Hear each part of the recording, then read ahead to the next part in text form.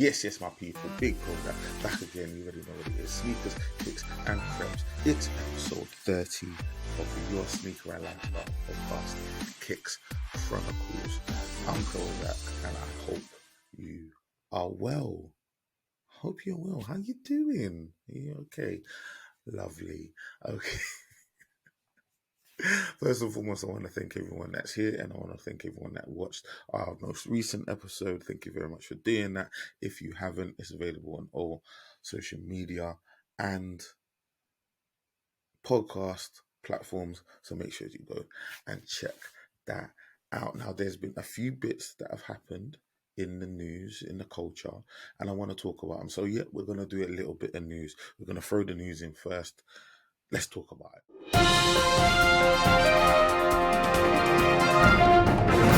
First thing I want to talk about Fear of God and Adidas.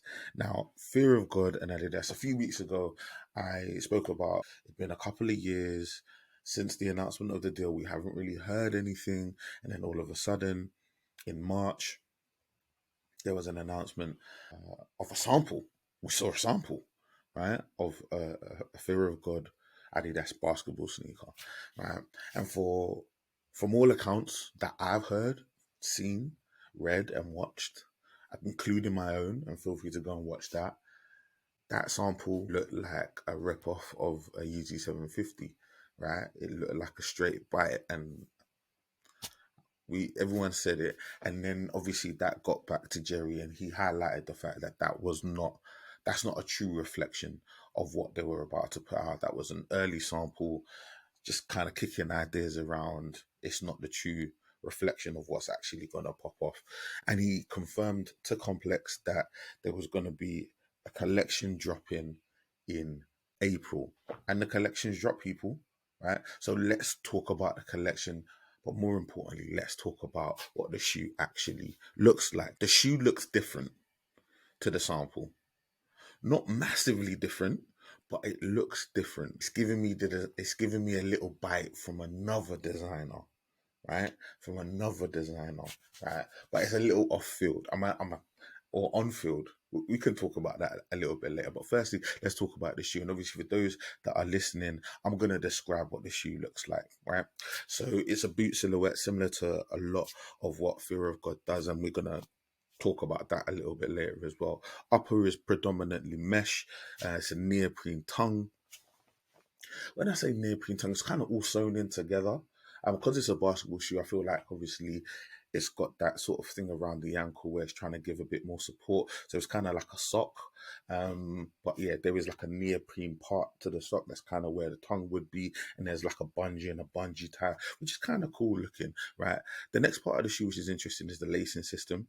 Right, really cool looking laces, really sort of chunky laces, and it's got some plastic bits that come up the sides, right, and go around the back, right, and the plastic bits that come up the sides, right, 3 straps, right, and at the tips of the straps are the holes for the laces system that goes across, right.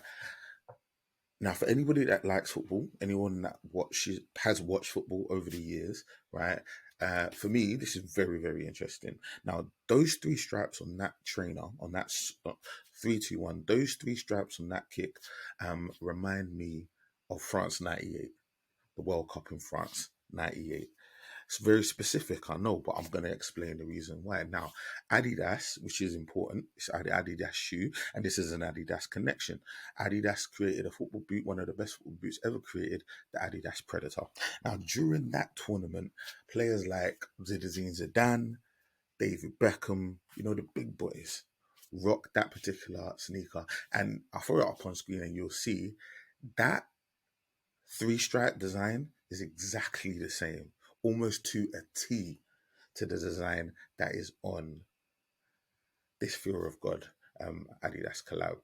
And to me, even though that's a little bit of a bite, it's kind of an internal bite because it's biting from an Adidas football boot, which is an Adidas silhouette, right? And it's an Adidas sneaker, so it's kind of okay, and it kind of pays homage. And I actually think, if I'm being really honest, I think it's probably the coolest part of the shoe.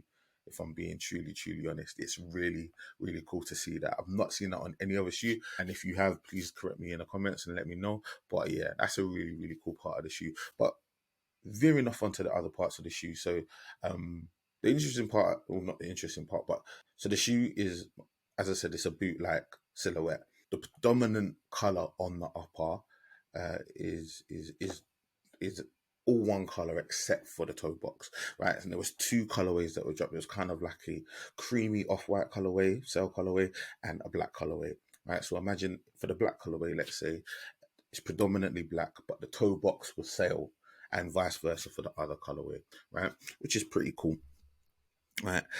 If I'm being honest, it's giving me a lot of similarities to Jerry's previous designs. I'm being completely honest.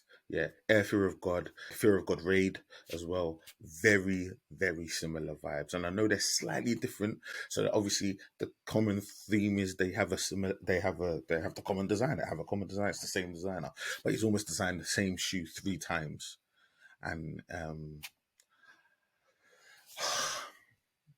is this a situation of if it's not broke, don't fix it, or is this a situation of can't think of anything else, so let's go with this? You let me know what you think in the comments below, right?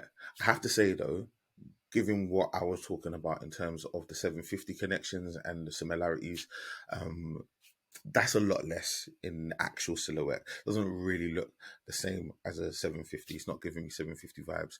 And to confirm that, Kanye was in attendance for the actual drop of the collection, along with Pusha T, which is nice to see as well. A little good music connection there. But as I said, there was a lot of similarities to Jerry Lorenzo's previous silhouettes.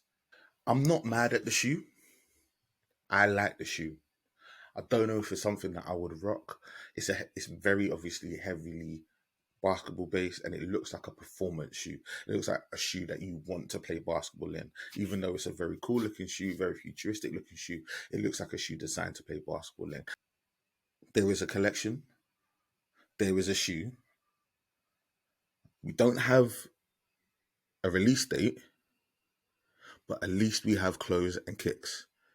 And I'm sure at some point, probably during the course of this year, that's going to come out and it's going to probably do decent numbers, right? And Adidas needed to do something really, really well. Guys, let me know what you think in the comments below. Fear of God, Adidas, the basketball sneaker. Do you think it was worth the wait? Do you think that's 2 years worth of hard work in that sneaker? Do you see it? Do you see it? Let me know what you think in the comments below. You can holler at me in the comments. You can holler at me on all forms of social media. My name is PROZECH. On every form of social media, just holler at me and I will always holler back. Now, let's get into the next bit of news. Now, this is a little sneaker adjacent, not really the culture, but something I think you'd be interested in anyway. I'm going to talk to you guys about Cenat. Now, Cenat, for those that don't know, is a huge media personality, social media personality, right? The dude recently did a 30-day subathon on Twitch, which helped him become the most subbed man on the platform. Massive amount of followers, millions of subscribers across various platforms, but huge on Twitch. He's number one. He's numero uno, the biggest streamer on the platform, right? Very, very big deal. He's the crowning jewel to Twitch. He's the one that's drawing all the eyeballs to the platform. It's somebody that Twitch really needs to keep on side, because ultimately Twitch, and you probably not know, you may or may not know, Twitch have been losing a lot of their top talent to competitors because of that money split, bro. It always comes back down to money, bro. Apparently the money split isn't as favorable as it probably should be, in terms of the lion's share does go to the streamer, but they could probably be making some more. Whereas places like Kick, competitors like Kick, the split is a lot more favorable to the streamer. And because of that reason, a lot of the bigger personalities that have made a big name for themselves on Twitch have taken their efforts over to Kick. Now, that rivalry between Twitch and Kick took an interesting turn in the last couple of days, couple of weeks, I'm not sure, but whenever it happened, it's happened very recently, and let's talk about it. So, as I said, Kai's a streamer. He's not only on Twitch, he's also on Kick. You're allowed to be on both. He hasn't signed any form of exclusivity contract, and he recently hit a milestone on Kick. One that was so good that Kick themselves sent him a gift. Congratulations for hitting an amazing milestone. The gift that they sent him, in my opinion, right, is the Off-White Brooklyn Air Force One that dropped last year, right? That Green Goblin, that green thing, madness. Yeah, the Incredible Hulks, right? Absolute banger of a shoe. They actually personalized it very subtly. I think the Lace Dubrays had his logo and the AMP logo as well. And they also personalized the laces, which was a very nice touch. Not to be outdone, considering he's the largest and most sub person on Twitch's platform, Twitch also, understanding that Kai is a little bit of a sneakerhead, also got him some shoes.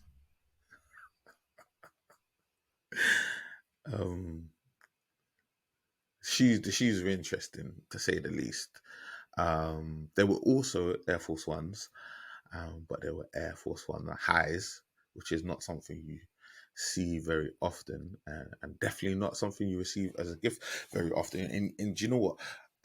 Instead of listening to my thoughts, before I give you my thoughts on the shoe, and what happened as a result of that, I'm gonna play a video. We can see Kai's reaction with Little Yachty. It'll be Little Yachty's reaction is what you should probably pay attention to.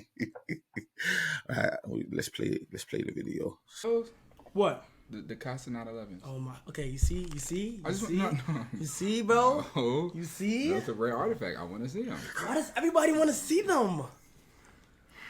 Okay, give honest opinion on those. Okay, wait. I'm gonna show you. Okay, so look, Twitch gave me those. Yeah, I seen how Kick came. Kick came crazy. This is how, Kick came crazy. Kick gave me those. Yeah, Kick came crazy. They snapped. The logo is hard. They shit on. It's super hard. Now, take this away. What is your opinions on the Twitch sneakers? Wait. What did you? Did you want these to take out the trash or something? Show him. Wait, no. I got some dirt on them. Like he went to take out. It's not gonna focus. It's It fine. looked like he went to take the trash out of them. Shut it up! With them on stream. I can't even fit my feet in those. Oh really?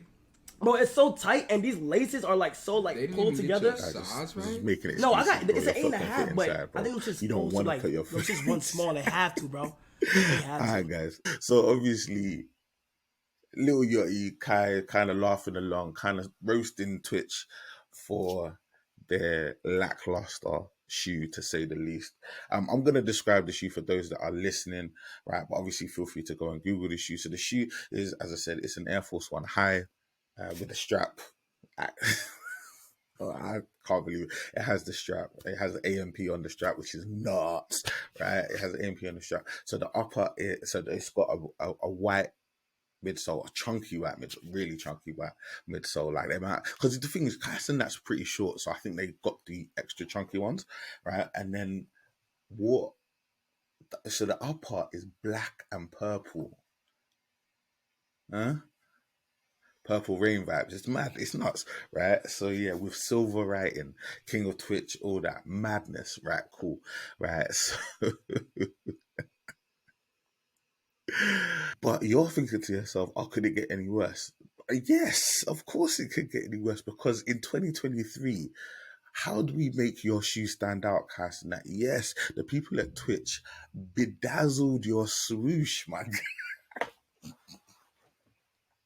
Bedazzling swooshes. Is that what we're doing in 2023? Not bedazzling swooshes.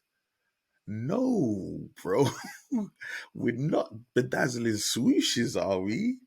You should have told me. So yeah, okay. So the shoe is a lot. Purple bedazzles, by the way, right? A lot. And obviously, considering the shoe kind of got dragged online and everyone's kind of sort of like having a good old laugh at the shoe. But I suppose Twitch, and we'll get into this, Twitch just kind of got the last laugh, which is kind of sad, but I mean, it's business and we see how these go, and you can maybe see where this is going. So a little while after Little Yachty and Kai kind of roasted the shoe on stream on Twitch, right? Kai got banned from the platform for a violation. So the violation apparently stemmed from him streaming JTA, and in the stream, you know, JTA is a rated R game, and some rated R activity took place on screen on the game, not involving Kai, but obviously it was in the game, and apparently that's a violation of some sort of the terms, and because of that, Twitch have banned Kai Cenat from the platform. Smells a little fishy to me, considering, and I don't use Twitch, but by a lot of people's accounts, there's a lot of shady stuff that happens on Twitch. You know, with the ASMRs, you know, that all of them man there, and some other things that and games that people play. GTA is a game that is played very heavily on Twitch. A lot of violence, a lot of other things as well. So it seems a little sketchy to me that that was the sole reason. And when I say sole, I mean mid-sole, because it was thick. That was the sole reason why Kai got banned. You get me? If I'm being real, my estimation of the situation is somebody got their feelings hurt about getting roasted for the shoe, them clowning on the shoes, and decided to turn off that money tap, bro. And it's a big tap, and there's a lot of money that has been lost. And I know it's hurting Kai, but it is what it is. I think the moral of the story is when you receive a gift or when a gift is given, if you accept the gift with grace and humility, right? Because we always have to remember one man's trash is another man's treasure, right? Right? We have to remember that. We have to remember that. Let me know what you think in the comments below. Like I'm just trying to put two and two together. Maybe like that GTA violation was the real deal. You get me? But I think we all know what the real situation is. But guys, let me know what you think in the comments below. And that's it for the news this week. So now let's talk about my amazing guest. Now, you know, at Sk8 Chronicles, we're not about how big your collection is. We're talking about how deep your connection is to the culture. And no one comes more connected than my guest this week. Yes, we're talking about podcaster, content creator, Bolu The Bear. He is 1/3 of the Stockroom podcast. And he's built up an amazing following online for his strong opinions. It's honest and strong opinions. Now we delve into his sneaker history. We find out what drew him to the game. He talks about his love for Converse, his love for the Sk8 Hi, which in my opinion is a shoe that does not get a lot of love. And yeah, it's nice to hear someone talk about it. Also, the Jordan 1 that his cousin got him from America.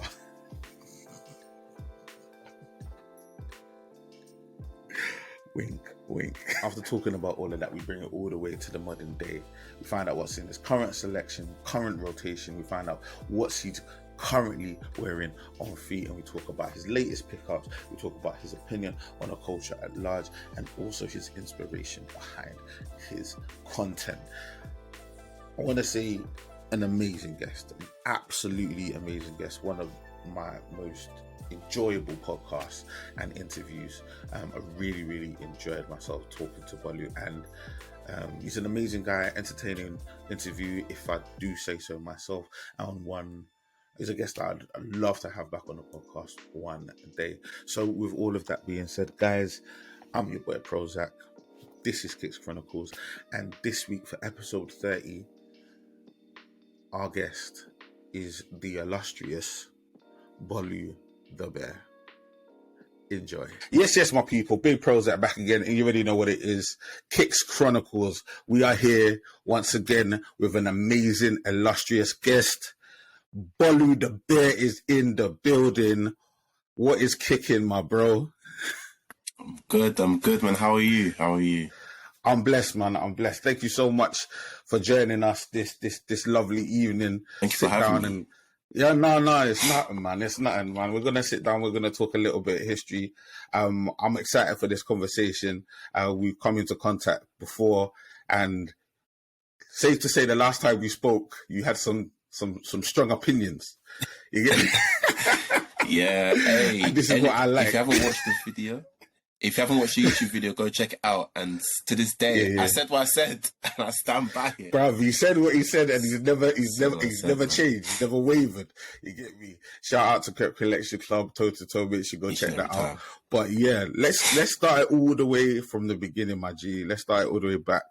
What I want to know is your first love. That shoe that said to you, you gotta have it. The one that drew your heart in. What was that first shoe, bro? My first love, I'd say it was, it's funny. I think my first love was a Nike blazer. Yeah. But I think at that time, I wanted it because everyone else had it around me. But I couldn't get it. So what I ended up getting was my mum got me a pair of red Vans and some like the old school van, not old school, the like the skate. Well, the skate ones, Sk8 Highs. Yeah. So I had a pair of red ones, all red with a white sole. And then I had a pair of like normal Converses, the Chuck Taylor, normal high Converses. And yeah, those were my go-to. At that point, I was rotating between the two shoes. I'll be like, some days I'll bring out the red ones so I'm feeling crispy. If not, then the black and white Chuck Taylors were my daily drivers. You know what I mean? Vans and Converse will always have a special place in my heart. If I see any nice collabs I like, I'll definitely buy a pair. I need to get a new pair of Vans. I've been seeing one with like a lightning bolt across the from the midsole to the upper. I'm like, I need to tap into that. Yeah, those were. See, that's what I love. That's what I love about this podcast and chatting to people about their history, man. Because I don't think the Vans get enough love. I don't think Vans get enough love, man. As like, just as an affordable sort of shoe that is very easily wearable. Not the most comfortable, but like it is what it is. It's like a 30-40 pound shoe. You get me, depending on what version you got. Like similarly with the Converse, I feel like they're cut from a similar cloth. You get me? Yeah. But yeah, man, I'm a fan of the Vans. It's interesting because in the quickfire, I'm gonna ask you a question, and it's gonna be interesting to see which way you go because it seems like you got love for the Vans and the Converse. So it's interesting to see. It'll be interesting to see where you go on that. But no, I'm definitely feeling. And you know what? What I also like is okay, you wanted the Blazers, which is obviously it's a high, right? But Mum was like, you know what? Like we ain't moving for the Blazers just yet. Let's get the Sk8 Highs first. Let's get the Converse. You get me? Probably put those two shoes together. Probably cost the same as the Blazers did. You get me? Like, so you got two for the price. So you got two for the price. It was a quantity and let it rock out. It was a numbers game, man. She was like, why settle for one shoe? Man. The way she pitched it to me was like, you can have this one shoe, or you can have these two, and then you basically get double. I'm like, you know what? I like the way you think. Your maths is mathsing. I like it. I'm a tap in, bro. When Mumsy's doing that quick maths, that's just benefiting you. That's just adding to you, bro. I was like, Mum did the right thing still. Yeah, and it's actually good that she did that because now I hate Blazers. I hate them with my whole heart. I can't even see it's like I'm embarrassed that I wanted a pair back in the day based on how much I disliked the shoe. That is so interesting. Blazers are so funny, man. They're really a Marmite kit because my wife hates blazers. I actually like blazers. I don't feel like I'm in the position where like, well, the reason why my wife hates blazers is partly my fault because I had a pair of blazers. I've had 2 pairs of blazers probably for like 10 plus years. And I only recently got rid of them. Oh, you know, blazers kind of come aged anyway. Blazers are really come kind of aged. So when you had them for 10 years, bruv, you can imagine what they look like. Hey, but yeah, man, she was like, no, we need to... Them shoes are different, bruv. But boy, you get me? They're somebody else's problem now, man. We you know what I'm saying? Like, we moved them on. But yeah, no, that's calm. So I like that. That's a great answer, man, because it's different. You get me? Like, and that's a good start. Right. Let me understand something. What sort of area did you grow up in? So I was born in East. I was in East for like 10, 11 years of my life. Then I moved to like Southeast / Kent sides. So talk to me about like when you look back in your mind's eye, Bolu, right, and you're peeping what was on people's feet at like the most like influential times in your life when you were sort of maybe in primary school, secondary school, college, when you were walking on roads and you were seeing what was really, really popular, what was really like on road. Like, what were those shoes? What kind of represented your ends growing up? I'd say 110s defo. 110s are a generational hard talent. That is a generational talent right there. Super hard. Top 3. Yeah. I got the Cortez one. Bro, I wanted to chat to you about the Cortez thing, bro. Literally, I was just watching. Up in the I was literally just watching. Yeah, no, bro. The Sneakers Live, watching, the Sneakers Live. Clint and Tinker Hatfield. Big up to both of them, man. Like legendary. Each and every time. Like just legendary guys, legendary scenes, right? But yeah, the 95 was so epic. And what Cortez did, like I feel like I called it, man, because I think it was probably about 2 or 3 months ago when Clint dropped the image of obviously the Nighttown Cortez, that legendary iconic image. Like he just he knows how to connect, right? When I saw that, I said in my mind, I said it's gonna be a 95 because he wears 95s, right? It's gonna be a 95. But the most important thing about that shoe, right, and the collab, it was the cornerstone of the collab, was that shoe needed to bang. And I feel like they delivered, man. It's not your run-of-the-mill 95. They really delivered, man. So I'm so happy. I didn't manage to cop out. I went through it. I didn't manage to cop. There's always I'm a size 12, so there's always going to be issues with me getting kicked. You're size 12 as well? Oh, nowadays. My days. I'm a size 12. Are you a 12 as well? Someone who understands my pain. Bro, I struggle. I struggle, man. I really struggle, man. And since I got shadow banned from Nike, bro, it's been hey, straight up and down. I'm definitely on a ban list. I'm on a ban list without a doubt. You did your thing, bro. Hey, did I ever tell you that there was a point in time where they blocked my account? Bro, Nike, yeah. They blocked my account.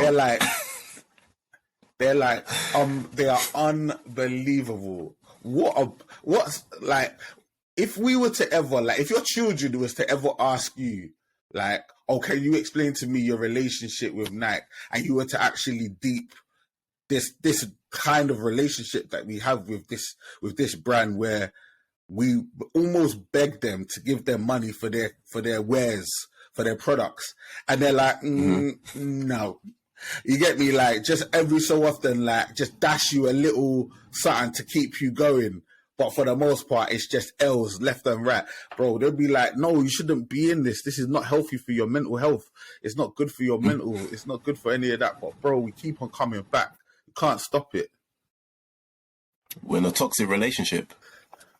It's a toxic relationship. Someone once said it, man. It's the truth. You get me? But yeah, the 95 is crazy. Super, super happy for Cortez, man, and what they were able to do. You get me, man? 100%. I feel like that's super hard, man. But yeah, so the 110, definitely, I understand. Was that the only shoe that was really, really popular at the time? No, Superstars, Superstars That was like, I remember there was a respect period it. of time when the Superstar just came in and just flooded. Superstars and NMDs as well. It was around that time. The whole, and then we had the transition into the Vapor Max as well. Nike's response, like it was so boom, boom, boom, innovation, new shoe, bring this back, this back. So this is a great conversation already. I'm loving this because it was their response. I was fully invested in that battle. It was the battle of the comfort technology, right? It was basically, okay, Adidas, Superstar aside, because Superstar's an iconic shoe. That's a legacy silhouette to one side, right? But let's talk about NMD, Vapor Max, Boost versus Vapor Max, Boost versus React. That whole back and forth was so, I loved it because I was like, yes, finally, right? Because I'm the comfort king, bro. That's what I care about. Like, that is paramount on my list. You get me? That is paramount on my list. You get me? I want a style, I want a profile, I want to look good. You get me? But if it's not comfortable, it's hard for me to get involved. You get me? There are exceptions, obviously, but you get me? I want to make sure that my feet are comfortable, like they're in the same condition they were at the beginning of the day as they were they will be at the end of the day, man. G. Yeah. Like, and Adidas really knocked it out the park with the Boost technology. The NMD was reigning, the Ultra Boost was reigning, the Boost was epic for me. What were you saying regarding Boost, man? You know, it was like, all I have is glimpses of it. It's like, it went from like NMD, Ultra Boost, then ZX Flux, and I got a pair of ZX Fluxes. I remember this was on my, after I got my results for my GCSEs, I went to Foot Locker. I saw this pair of reflective ZX Fluxes. Yeah, it was the and it was 3M. It was the multicolour reflection. Yeah, I said, you are coming home with me tonight. ZX and it was Flizzox. And it's like, it was 11 and a half. And I said, I'm a squeeze. I lied to myself and said it will fit. I made it work. And I was like, that whole time period, especially when we had I think it was Section Boys. They had that. There was one picture where they were wearing the Xeno jacket, where it was like all pitch black, and all you can just see is just the reflection. Oh my days! That point in time, I thought Adidas ran the world. That they had the streets, they had the big corporations, they had everyone. Oh my gosh! It's true. It's true. The comfort level was just different. Like they were holding it down. They really held it down. Did you like the Vapor Max straight away? Yeah. When you saw it, was you like, oh, this is a good shoe? Because it took me a while. It took me a while to get with it. Do I have mine next to me? No. Oh my days! I got my ZX Flux next to me. I got one. That's what is. Can you kind of see the reflection? Can you imagine? Yeah, I can actually see it, man. That's nuts. Shout out to the ZX Flux, man. It was raining for a period. Don't let anyone lie to you. Don't let anyone ever lie to you. The ZX Flux rained for a period in London, LDN. It rained. There was a period, man. I'm telling you. I liked the Vapor Max. The first, like, when I saw, like, they did like a triple black. I swear that was like one of the first colorways. The version 1. Yeah. I was feeling it, but it was like the price point just wasn't there for me. It was crazy. It was a really expensive shoe. I think it was like 180 or something like that. It was a really expensive shoe. Then they dropped, like, for me it was just, it was cool. Like, I hear people saying, it's really comfortable. It's like, I'm not gonna buy into it kind of thing when the shoes I have now are doing me well. But then they dropped a like pink, like a lilac colorway. It was like lilac and purple and pink. And my friend copped it. Shout out to me, she copped it. Yeah, when it came, I say, this is bad. This is a bad boy shoe. And then they did the fusion, so that I got the Vapor Max Plus, with like the TN top and the Vapor Max sole. Oh no, you weren't feeling it. No. It was, for me. I said, I'm into it. I was into it. You see them ones there, yeah? I call them Frankensteiner shoes, bro. Only Nike can do it, bro. I'm telling you, I don't get it. Don't get me wrong. There are some fusion kicks where Nike have obviously smashed it. Sean Witherspoon 97-1, clean. Yeah. That's a smash. Like the SB4 that just dropped the pine green.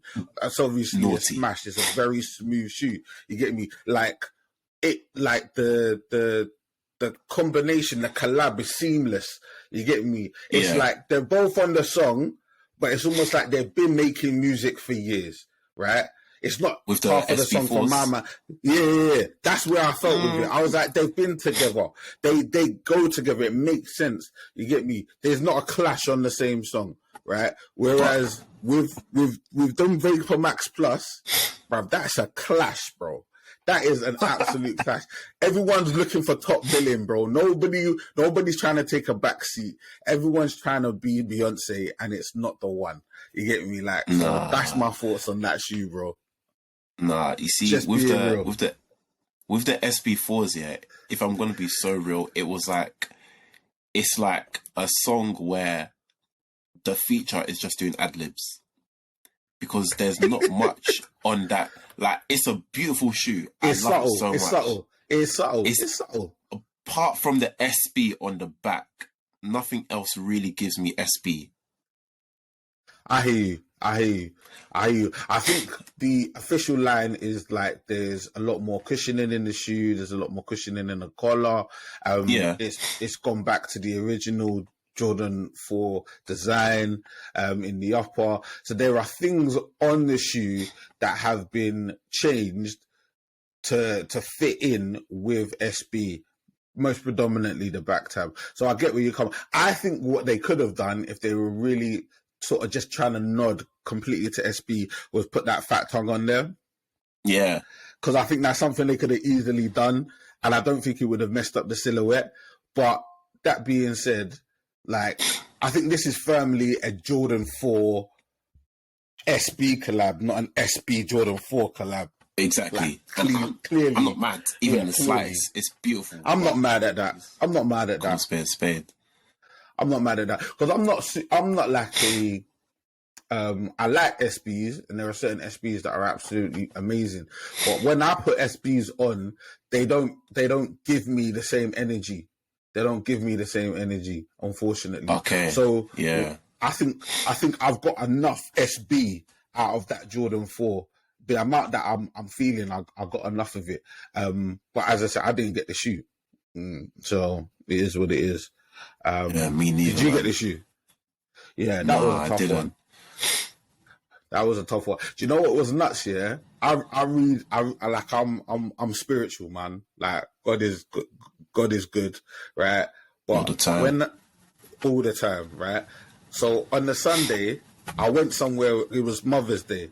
I went out with my missus and my daughter. I went to go see Winnie the Pooh live action. If you haven't gone to see that, yeah, went to see it at Hammersmith. I recommend it.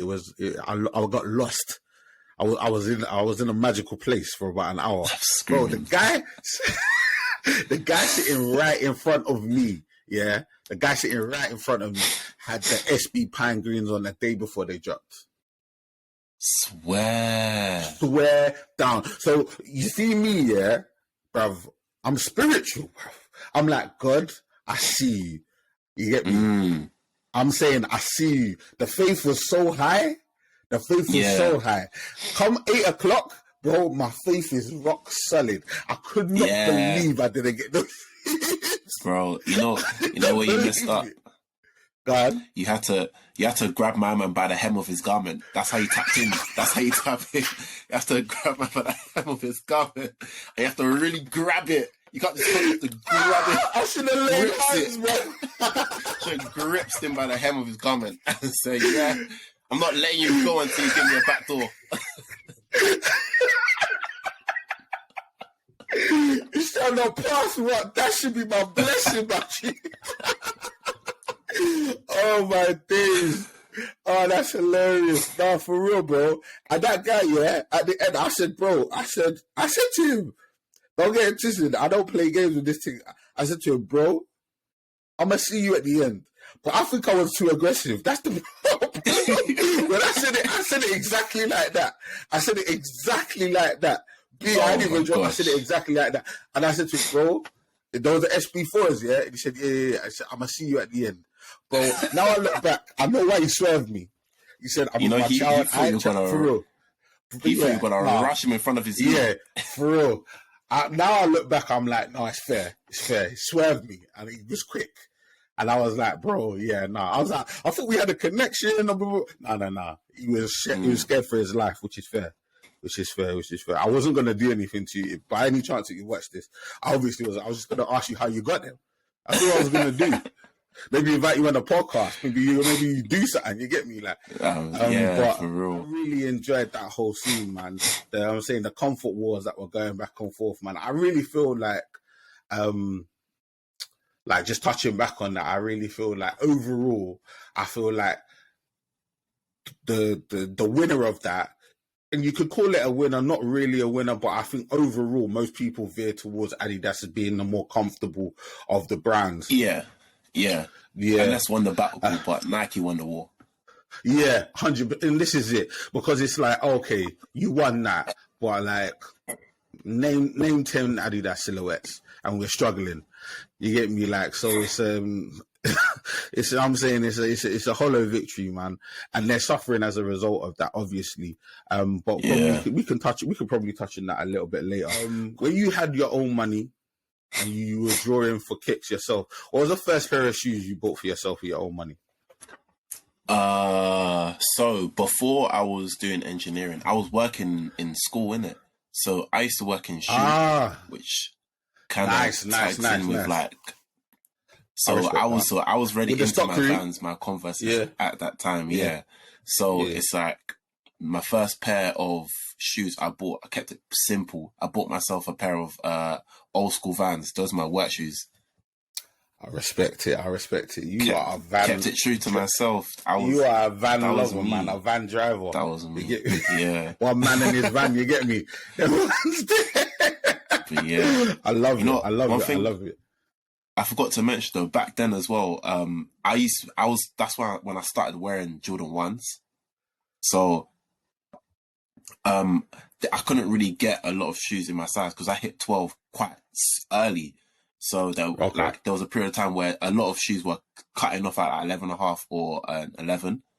So my cousin flew to America, and then he brought me back a pair of 1s, and I used to wear them. I wore them for like a good solid period of time. Then I left them alone for like a good 3-4 years, and I recently started bringing them back out again.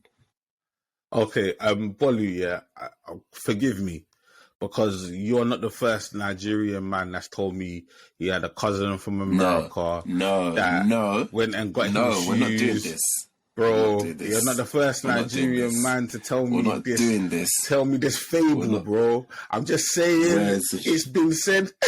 It's been said. We're not doing a million times before. You get me? Oh, where'd you get them kicks? Oh, my cousin from America. No, he brought it to me with I have the Flat Club bag somewhere. Okay. He brought it Flat Club. Okay.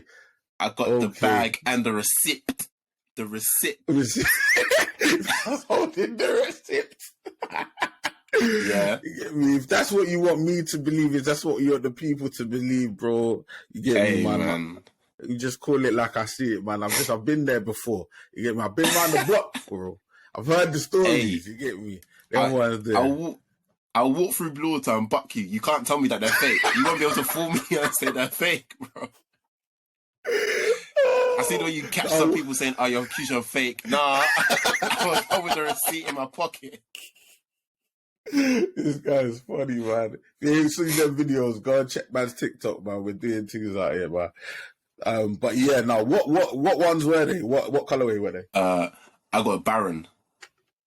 So it was black, white, with the grey, like new barky, kind of like, yeah.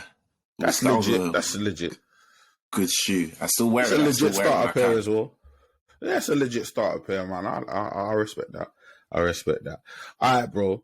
Let's wing our way into the modern day, man. And I like to do this by asking a line of question I refer to as the EST of KIC. And when I say EST, I mean the oldest, the newest, the rarest, expensivest, cheapest, the best in your collection. You get me? What you've got to hand, yes, feel free. But obviously, if it's not to hand, just let us know what the deal is and we can use our imagination. You get me? So, bro, talk to me. What are the oldest pair of shoes you currently have in your collection? Probably them, you know, the Baron ones. Respect got it. them 2013. I still keep them pretty good for shoes that's like 10 years old now. 10 years deep. So, yeah, 2014, 2013, around that time. Yeah, those are my oldest. I respect that. Yeah, definitely those are my oldest, yeah. Right, What's the oldest you have in yours? What's the oldest shoe that I've got? Apart from them Blazers that I just got rid of. Yeah, praise God each and every time. To be fair, yeah, I'd have to even have a think because they're trying to turn it around on me, bro. Let me think. Yeah, probably these. Yeah, probably these. I got these in 2012, I think. Okay. 2012, 2013. Yeah, I'm pretty sure I got them around that time. These are the first Jordans I ever bought. Yeah, it took me a while to get around to Jordans. But yeah, these are the first ones I ever bought. And this is because I just fell in love with this. Solid colorway. The colorway was crazy. So yeah, I think it's these, bro. I think it's these. Nice for turning it around. People don't ask me questions, bro. Yeah, no, man. You have to ask. Yeah, it's a conversation. You have to ask back, man. No, man, I respect him, man. But yeah, definitely a respectable shoe. And funnily enough, the only other Jordan 11 that I have is a Jordan 1 Low Baron. So when you said the Baron, right, I was like, oh, snap. I actually have the Jordan Jordan 11 Low of the Baron. Which is like basically black with a little bit of silver. Like it's a very, very understated shoe, very cool shoe. Okay. Of the Jordan 11s, because Jordan 11 lows, people are a bit hit and miss on Jordan 11 lows. Hey, I'm gonna be real. I said this on the pod. I'm gonna say it again. Personally, I feel like 11 lows should only be for women. That's. It's like. From seeing an 11, they definitely look better on women. It looks. I'm like, this was crafted for you guys. Y'all keep that. No, I hear you. There are certain shoes that definitely look better on women. I can't dispute the fact that a Jordan 11 Low probably does look better on a woman than it does on my size 12 foot. My thick size 12 foot as well. And I don't wear them very often because Jordan 11s aren't super comfortable over time. You get me? So I just, when I wear, you get me? When I wear Jordan 11s, I pattern my day very well. You get me? I'm definitely driving that day and I'm probably sticking a pair of like, Ultra Boost or Vapor Max in the back of the car, some Yeezys, just to balance off my thing. You get me? Like, because if I'm wearing the breads, I've got the breads to back up, so I know the fit's gonna be consistent. Solid. You get me? Solid. There, like, so you know what I'm saying? Them ones there, you need to be smart with it. Like, you have to think 2 steps ahead. This is it, bro. You just need to be smart with it because the Jordan 11s, bro, they're not giving that comfort level, bro, at all. You're getting probably 2.5 hours for me out of them before they're gonna start chatting to you differently. You get me? And it's it's not a two-way conversation. That one is a shouting match, bro. You see that with 11s, yeah, like as amazing as they look, sometimes I wonder, I'm like, me normally walking in, because I've got a pair of Space Jams, just me walking, I'm like, bro, how is MJ putting up numbers in these shoes? Bro, like, astronomical numbers as well. He might put 60 up. Like, bro, like, I can't believe the level of pain. And do you know what? The only thing I can put it down to is ignorance. Yeah. Just not knowing any better. Literally. Yeah. Because obviously, when Jordan comes in the league, right? He might have signed for Adidas. If he'd have signed for Adidas, who knows what he'd put on his feet? But the most prevalent shoe in the league at the time he signed was the Converse. Yeah. Right, and not the Chuck Taylor Converse. It was like a basketball shoe. I think it was the one with Larry Bird and Magic Johnson. They both had a Converse still, and people were wearing a version of those shoes. I can't remember the exact name of the silhouette, but like prior to that, it was literally the Chuck 70, bro. Like people have been struggling in these shoes, and then prior to that, people were probably just rocking up in their shoes and socks, bro. Like just barefoot or whatever. Like, so Bro, as you're going from age to age, bro, you're realizing, like these people have come from the trenches. So anything was better than nothing. You get me? Yeah. So yeah, legit. but in our feet nowadays, like we can't allow ourselves to suffer in such a way. You get me? Just walking around. Literally. It's not giving. So imagine trying to put out numbers. That's the reason why, like, actual ballers, if you're trying to play, right, they're drawing for Kobe's, they're drawing for KD's, they're drawing for Kyrie's, they're drawing for, like, the proper, like, basketball shoes, like maybe the LeBrons as well. Like, people actually are drawing for technical basketball shoes as opposed to Jordans. You get me? Because I think, yeah. I got a pair of Donovan Mitchell's basketball shoes. Donovan Mitchell. Yeah. So these I used to. Are they good? So before I grabbed these, I was playing in like my Jordan Futures. Yeah. Oh, I like the Jordan Futures. No, I love them. That is Marmite for some people. I liked them when they came out. That was a good shoe. I liked it. Yeah.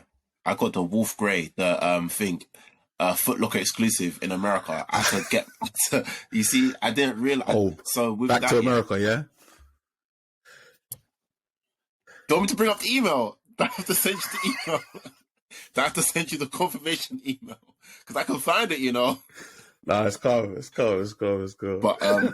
with that one, yeah, I didn't know you had to pay customs when it's stuff arrived. Oh yeah. So he comes to my door, yeah. He's holding the box. Bear in mind, I'm like 15 at this time, yeah. I'm excited for this shoe. He's come to my door. He's holding it. I'm like, yeah, like, I'm trying to take it. And he drags it away. He's like, are you going to pay? I said, pay what, bruv? My money's gone. The money gone. Pay what? That's the money right there, bro. Bro, my days. Never ordering from that stupid country again, bruv. Nah, it's so long. I got stung on customs. Like I bought like a load of Travis Scott Cactus stuff like ages ago, bro. And the thing that was even annoying, yeah, because I was buying it to shot some. I wanted to keep a few pieces, but I was gonna shot a few of it. And the thing that was dumb from my side is that it didn't come all at the same time. It came like in three. It came, so no, it wasn't even three. It was about 5 different separate deliveries. 5. Like 5 separate deliveries, bro. And it was like anything ranging from like 20-30 pound to like 45-50 pound every single time. Like it was like a whole, like I took a complete L on that whole thing. Like it just wiped everything out, and I was like, bro, lesson learned. You get me? I'm not going for the drop like that. You get me? Like, cause yeah, I'm sure you have to eat so much when it's coming over. But then I learned about, okay, if it's lower, then I think if it's lower than like 130 pounds or something like that, then they usually won't charge a duty. So I was like, okay, from now on, dunks only. You get me? Like just dunks and whatever, like just really real sort of, like low energy shoes, bro. Like shoes that are just gonna not raise any issues or whatever. Yeah, that stung me super, super hard, man. I respect it though. You get me? You have to charge that one. Hi there. So nice to see you. Sorry to interrupt the pod. I'll be literally 30 seconds. I just wanted to say thank you for being here. And also, if you enjoy the pod, make sure to like, comment, subscribe. It really does help. Also, if you're listening on an audio platform, feel free to give us a review, whether it be positive or negative. just leave a review. We really, really appreciate it. Also, feel free to listen to our old episodes. And if you ever want to get in contact, if you want to let me know what you're thinking, feeling, or whatever, holler at me. My name is PROZECH. PROZECH on all social media. Twitter, Instagram, and TikTok. I'm enjoying TikTok at the moment, so feel free to holler at me. I will always holler back. And with all that being said, I'll let you get back to the pod. Toodles. Did I ask you what your newest pair was? We spoke about it. We did ask, but technically I have two newest, like, two drops I got within like the same couple days kind of thing. I got the stunt, bro. Stunt. Do your thing. So hold on, let me reach for the boxes. I need to reorganize my space, man. I got too many shoes now. I've reached capacity. This guy's just flexing. Now, a lot of my stuff is, I just get like a lot of stuff I like in it. So, I respect it. Reimagine Freeze. This is my first pair of Freeze. Why it's solid. I'm mad at the quality. I'm not gonna lie. I'm mad at the quality. They're not great. The leather is just wrinkling, but I don't really mind. I don't mind creases if it's made by me. But if it's like I see a shoe and I just brush it with my finger and all of a sudden it's all creased up, it's like, it's mad. It's mad. Can I ask you a question about that shoe? Because I saw your video on your Instagram where you went to go and collect the shoe. Like, and that place, I'm pretty sure when you went to go and collect the shoe, like that place was full of reimagined threes. Yep. Like there were so many reimagined threes. Where did you go and collect? Pardon? Where did you go and collect? Where did you go? Offspring. Cool. So I suppose those were shoes that people were waiting to go and collect their shoes from there and that. Yeah, all reserved. And one there where, see, I did go for the shoe. I didn't manage to cop because I haven't had. I mean, I told you I'm Shadow Banned, right? So like they haven't managed to cop any sort of major heat.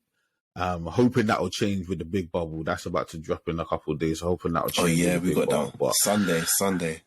Yeah, Sunday. Hopefully that's gonna be a blessed day for man. But Reimagines took a massive L on those. I love the idea of them, but since they came out, I haven't really heard many good things. Like, I think on paper the shoe is fantastic, but I think it's once again a situation where Nike has sort of flopped because of just poor execution, right? 100%. Yeah, 100. Yeah. Is your elephant print? Your elephant print is okay on yours? Oh yeah, thankfully it is. You know, I had to check it before I left the shop. I took them out, this is what I would have done, because I would have been like, no, I need to see, because if they've got a few size 12s, I'm gonna be like, no, you're gonna have to bring them all out, and I'm just gonna have to make sure that my left and my right makes sense.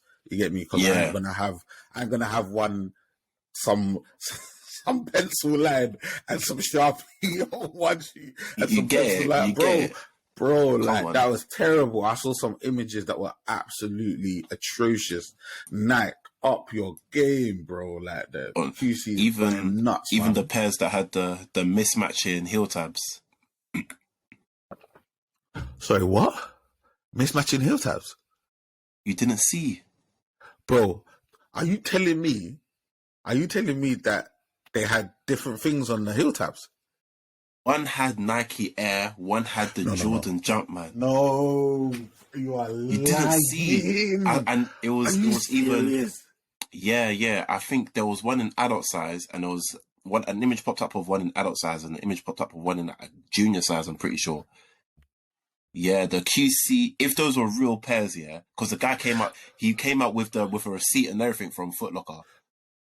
So it's like, hey, if those are that real pairs, the QC is nuts. QC, bro, Nike. And to be honest, yeah, the thing is, imagine if Nike had a really good reputation for good QC.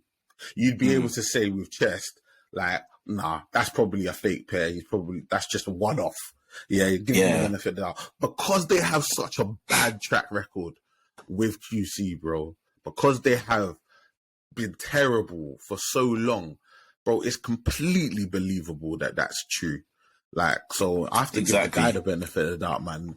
And what do you do? Honestly, the funny thing is, you know what? One piece of anxiety that I have in my mind is when you get, if I've got a shoe like that, taking it back, they're gonna think I've done something. How do I explain it to them? How do I say, bro, no, you did this. I'm just bringing it back to you. How do I explain to them? They're going to be like, nah, bro, you did something, bro. Nah, you better go away with your shoe, man. Go put that on eBay or something. No, bro. That would mess my brain up, man. I'd actually lose it, bro. You can't come... That got unbelievable. That's why, unless you order it online, you always have to open the box there and then and inspect it live. Have to. There's no way I'm just scooping up a pair like that, bro. Them days are done, man. Especially Nikes, man. Especially Nikes, bro. That is actually super interesting. What was the second pair? What was the second pair?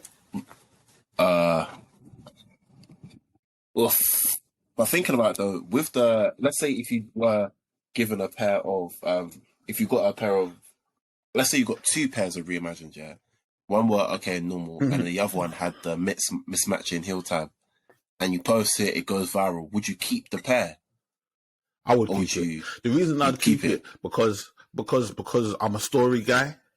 Like, if it's the only pair I have, I'd be pissed. But if it's the second pair and it's a very cool story and it's legit, nobody can say it's not legit. I'm never going to be able to sell the shoe. I'm going to have to hold on to the shoe. You get me? The only place that shoe can go to is either go back to Nike or stay with me. So, like, I'll post it. And if it bangs, I'll keep it because it's a cool story. You get me? And I don't know whether I'd ever wear it, or maybe I'd let the story get to the point where it'd be okay for me to wear it because whatever. But yeah, what would you do in that scenario? I'm definitely keeping it. I love a good story. Yeah. I'll keep it. Yeah, I'm a story guy. I hear it. Like, I'm more than open to having like just shoes on like the mantle that I'll never wear kind of thing. Especially if there's a viable reason for it. Like something like that. I respect that, man. Yeah, I like that. You'd only see me wearing it you see me wearing it to like Nike events or something. Because then I know it's valid. You can't think I'm wearing fake shoes here. You don't know who I am evidently. Yeah. This is it. It's priceless. It's priceless at that point, man. You get me? Like, no, I respect it. You'll see me in the corner hanging around with the man wearing the Nike Easy ones. This is it. Yeah. Friends and families and all them ones there, bro. Just the different ones, bro. People with the offcuts, the different ones that people don't know. But yeah, man, I respect it. It. But second shoe I copped. These super hard shoe. Dinas. Yeah, super hard. Super hard, man. Yeah. Bad beast. They just literally, they just didn't get it wrong in any way. They didn't get it wrong, man. They really did well, man. The gradient's good. Like, the colour they chose was good. The other colours that they have as well, they were all decent as well. Like, a lot of positives, man, around the whole drop, around the collaboration. Like, I'm just hearing really good things about Cortez, man. It's putting them in a really positive light, man. It's so interesting because they did have that thing with Nike a few years ago, man, where we almost went to court. But they managed to settle everything up and look where they are now, man, together. You get me? What a story. But thing is, I'm petty, so in whatever they would have paid me, I would have put on top how much they charged me for 100. The cease and desist at the first. 100. So 100. You have to, 100, man. You 100, have to. 100. And I would add it in. And I would wait for them to clear it off and just say, by the way, I mean, that was the reason why there was that 50p on the end. Because of no, I'd write it in the fees. You know, when you compartment it with like, so like filming this much, recording this much, Nike lawsuit from 2019, that much reimbursement. Come on, man.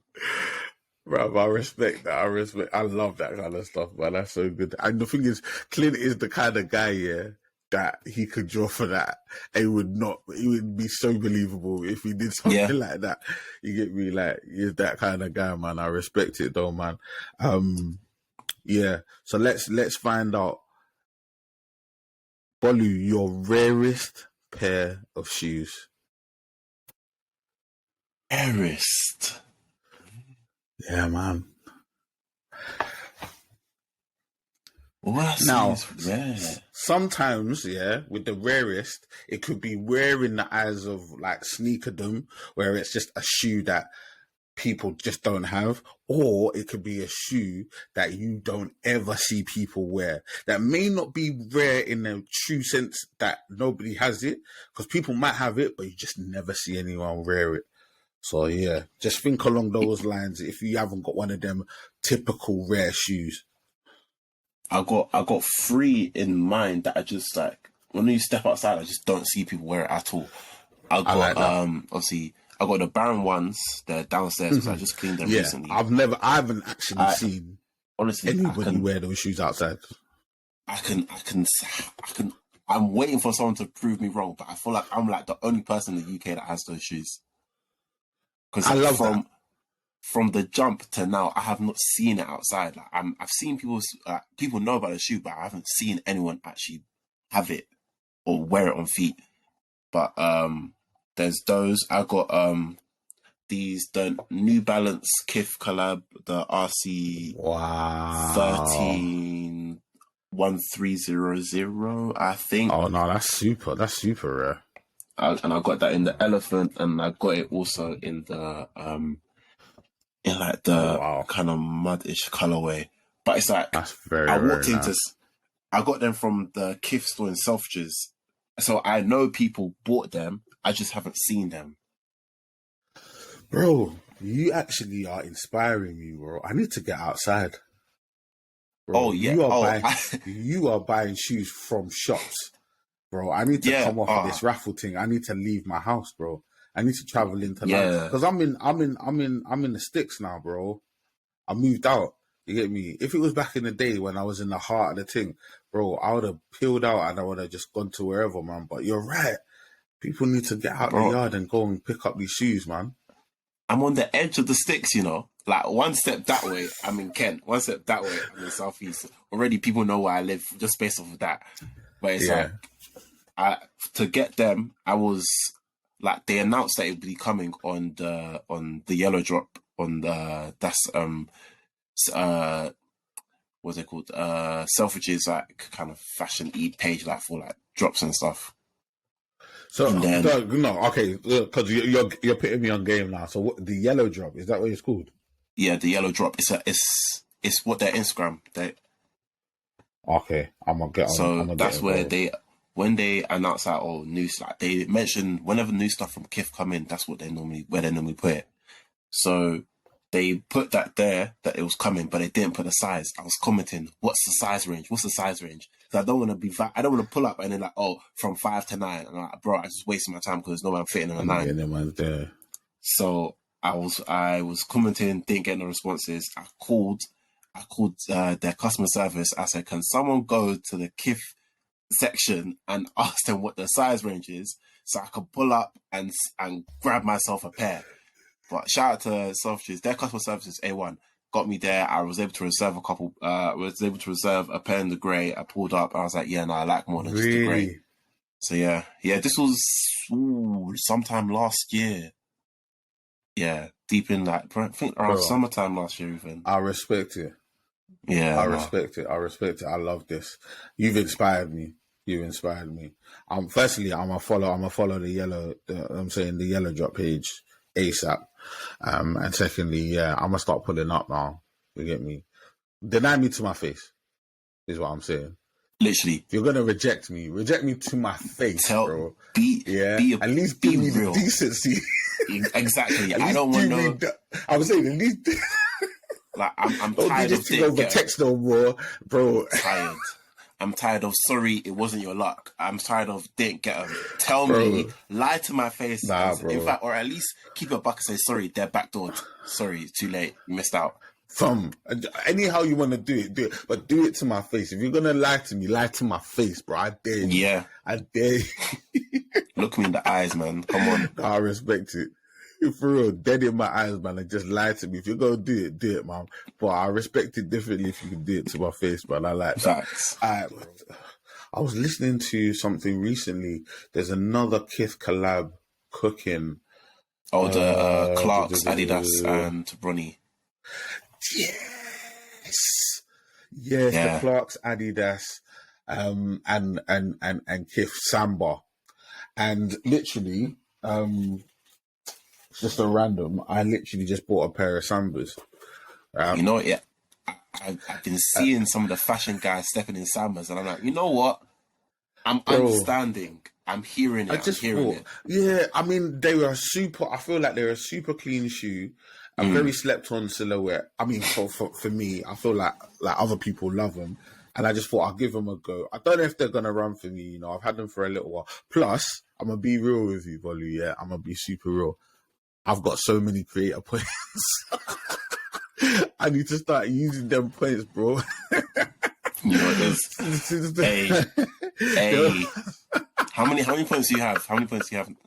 What was your peak? How many points Bro, do you like have? 20, like, I was in the 40s, bro. I was in the 40s at a point. I feel like I got like 22, 25K right now, bro.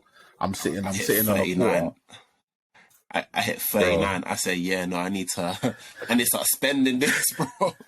In my heyday, bro. No reason for it anymore. In my heyday, in that this is it. But to be fair, though, I mean, let's touch on this briefly, man. The whole Yeezy thing here, right? Like, we don't have to get into it because it's almost been done to death, right? But the story is ultimately now that they are, for the pairs that were in the warehouse, they're going to be up at some point. You get me? So they're together at least for this period. You get me? To sell the pairs that are still in the warehouse. Like, was there ever a question of you, number one, still wearing your Yeezys after the controversy? Or is there a question about if they start dropping, and I'm not saying new pairs because like I don't know whether I'm on new pairs, but I'm talking about these retros. If they start dropping retros, are you jumping back in? Listen, ask me what I've got on foot right now. Ask me what I've got on foot right now. Ask me what I have on foot. I have blasphemy on foot. What do you have on feet? What do you have on feet right now? Look, I'm not even going to say it. I'm just going to bring my foot to the camera. Bro, do your thing, bro. I love it, bro. Look at that. I got the Nike socks with the Yeezy slides. Bro. This guy's breaking all the rules, bro, with Vim, bro. You know, I did it. With Vim. I did it. It's me. I did it. My hands. Arrest me. Shout out to Bugs, yeah? Shout out to Bugs, man. Bugs, man. Bugs is screwing right now, bro, if you just... it's nuts, man. It's nuts. I only mix Adidas and Nike when I'm like either playing basketball or I'm just super comfy. Like, and I have no... Yeah, but it's only more times actually just socks. But yeah, in terms of tapping back into the Yeezys, I'm not gonna lie, I'm definitely there. I'm gonna be real. Taking Kanye away from the shoes, those are still solid kicks, man. And at some point in time, my 700s are gonna be dusted, and I'm gonna need a re-up. So I need to get the re-up early. I need to make sure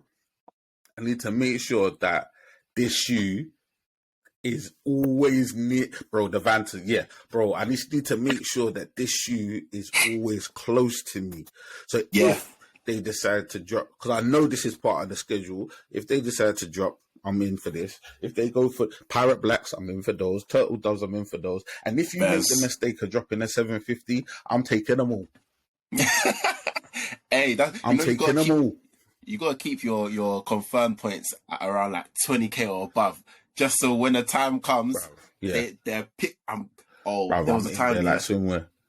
Yeezy Day last year. The way I ate, I felt. You see, when Jesus was feeding the 5,000, that was me. I said, who wants Yeezys? I feel like. There was this, back in the day. You gotta use it. You get it. What, you want 500s? What size? There you go. What you want 750s? Oh, Carl, what size? People with there you Yeezys, go. Bro. I Oh, love what, it. you I want a love pair it. of I love it. I 350s? What love it. size? Oh, you got two of them. Bruv. Two of them Bro, things. Yeezy Day last year was crazy, bro. I cooked so heavily. It was so good. But yeah, like I'm gonna. The problem is like it's gonna be expensive. That's what I'm not looking forward to because of how in the future I have to think of for these re-ups. It's looking really, really expensive to the point where I might have Yeah, to it's like gonna be peak. sacrifice some silhouettes to just sell to like recoup for how much I'm gonna end up spending. I'm already there, B. I'm already there, man. I'm definitely, because the way that I've rationalized it in my mind is there was a period of time where I missed those. I didn't get those shoes when they first come out. I didn't get the Wave Runner when it first came out.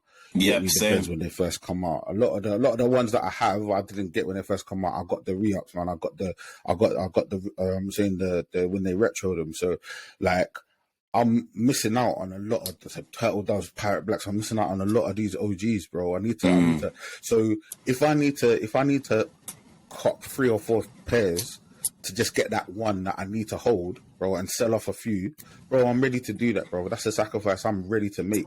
And just know, yeah, that if you're getting the shoe from me, you're getting a deal. You're definitely getting a deal, bro. Because my mindset isn't about making bare money. My mindset is just I need to cover the shoe that I'm keeping. Yeah, I just need to cover the shoe that I'm keeping. Just keep it moving, bro. Like, so, no, I'm definitely on that vibe, bro. I'm definitely on that vibe, man. Yeah, and I'm glad because the thing is, yeah, the way that they try to do Kanye, I think there's certain people in life, man, like that, like they can't really be cancelled in the traditional sense.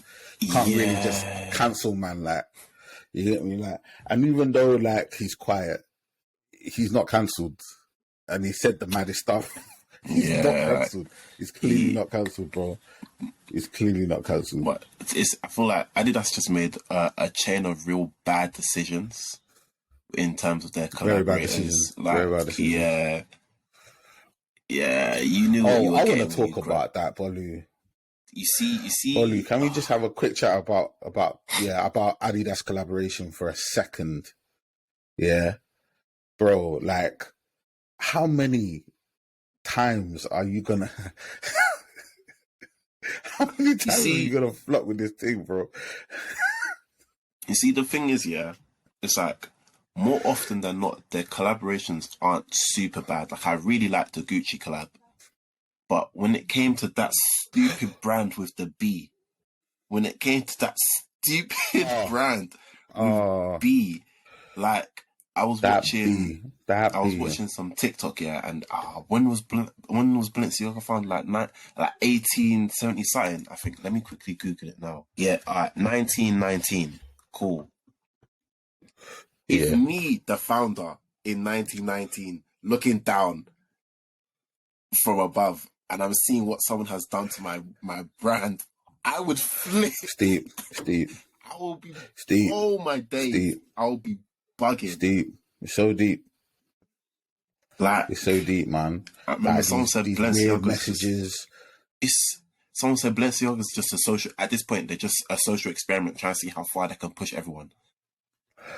Yeah, it's really, really mad. Like, it's really mad. I think we're living in that age where it's almost more important to be notorious than to be like known as like for doing something good or for doing something noteworthy. Like, it's almost more important to just like create a reaction and get people talking and go viral than for you to just be known as a good company. Like, It's a shame, man. It's a shame because obviously they had a strong run. They did. And the thing is, people are still going to wear their stuff, even though in my mind they're completely dead. Like, they had a really strong run, man. They had a really strong run, and it even got me, bro, because I like that. I like that that sock runner thing that they had. Really? That looked comfortable. I was like, yeah, I thought that looked kind of comfortable. I never wore one. I was like, okay, that could kind of run. It's kind of slick. It's kind of smooth.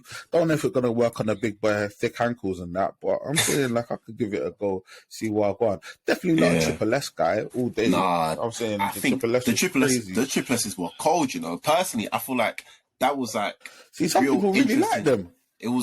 I like an interesting shoe that isn't just like, it's not been plucked from like space. Triple S is 3 soles stacked together, like, and you could see that is 3 different soles put Some together. people really like that shoe. With the shoe, like I like it. Again, I feel like it's a shoe that looks better on women. Shout out to the man with small feet that wear that. It still looks calm, but it's personally, as someone who just admires shoes in it from the sidelines. I don't like every shoe I own. I don't own every shoe I like, so I can appreciate shoes that I don't have. And that was a shoe I can appreciate. Very important, very, very important statement. And it's really, I think this is the differentiator between a hype beast and a person that is a sneaker enthusiast, like, or a sneakerhead. Like, not every shoe you like you have to own. It's not necessary. Yeah, exactly. You can like some shoes from afar, bro. It's not just because I didn't get the SB Jordan 4s doesn't mean I have to go. I'm saying I have to go and resell. It doesn't mean I don't have to go on eBay. I don't have to go on Go or StockX to get the shoe. It just wasn't my day, bro.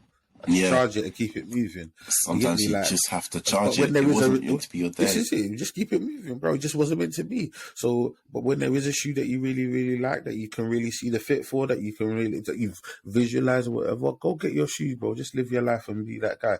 You get me? Like, so I'm definitely on that vibe. And I feel like the bigger your foot is, the more on that vibe you're likely to be, because you have to, because these shops here will have literally 5. They'll have literally 5 pairs in our size, and already I'm competing with you.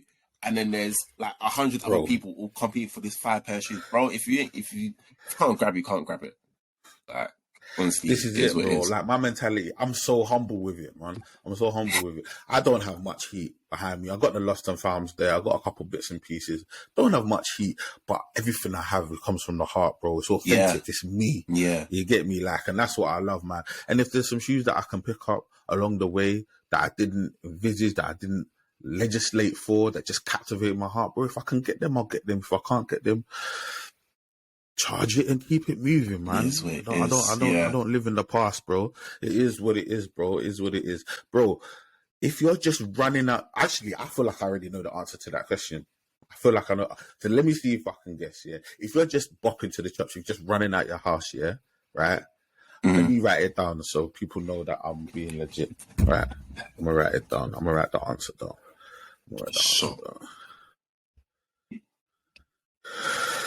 Alright, so, right, actually, let me write it big so people can read it.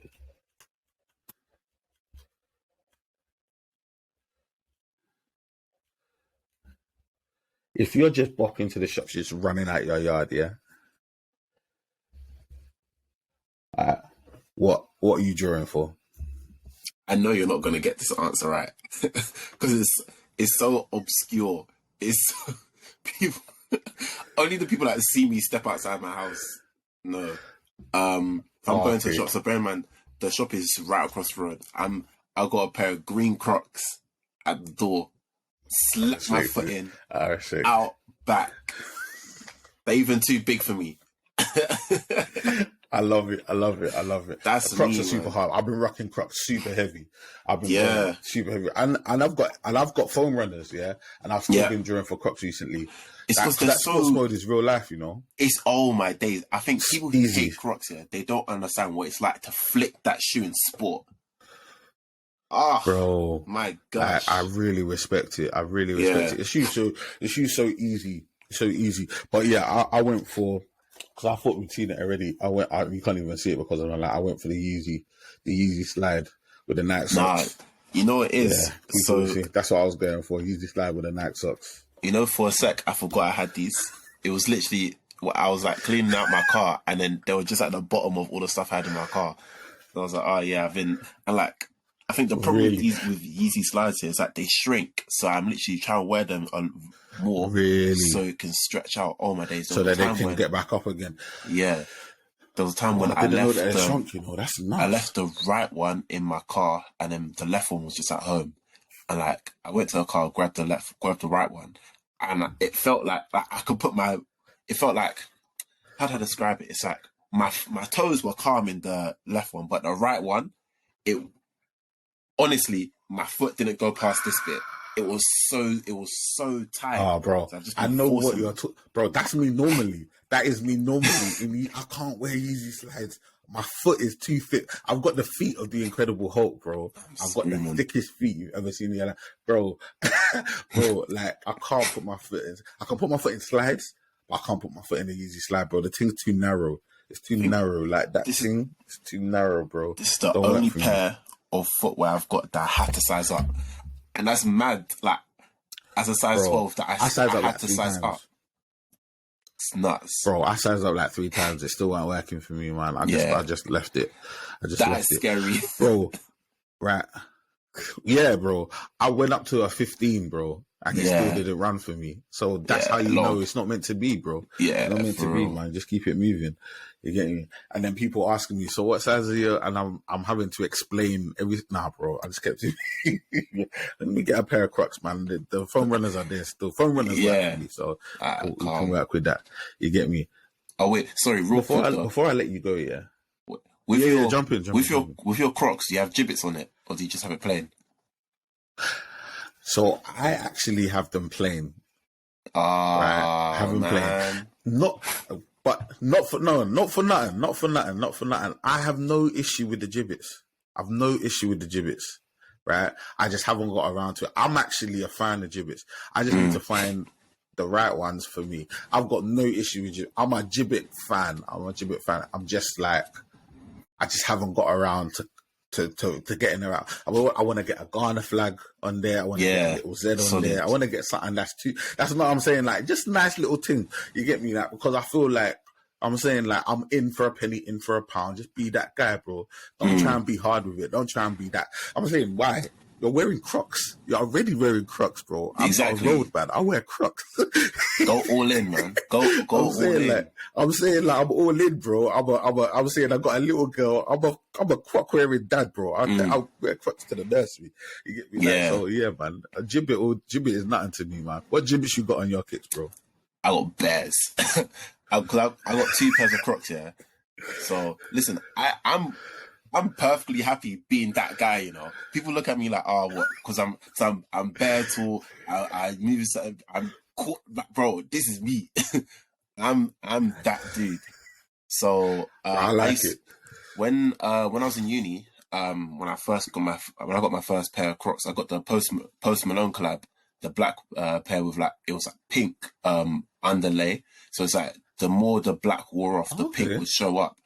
And so interesting. I got my friends this gibbet called, it had like anti-croc club. So you know, like anti-social club. Yeah. And so I got like 4 of them. I gave it to everyone, and we were just the anti-croc club gang. We had it in the same place. You man were just a gang. That was just gang, bro. I love it. I love it. That's super hard. Man, I just want to touch on your social media journey, man, because like I said, like we sort of alluded to earlier, man, we've done some work together in it. Yeah. The time that we worked together, man, I was super impressed by your opinion on the industry, your knowledge. Obviously, shout out to M1 as well, and sort of all you, man, from the Stockroom podcast. Obviously, make sure to go check out the Stockroom podcast. Like, remind me the name of there's because you're 1/3. Is you M1, and what's the last guy's name? E-Man.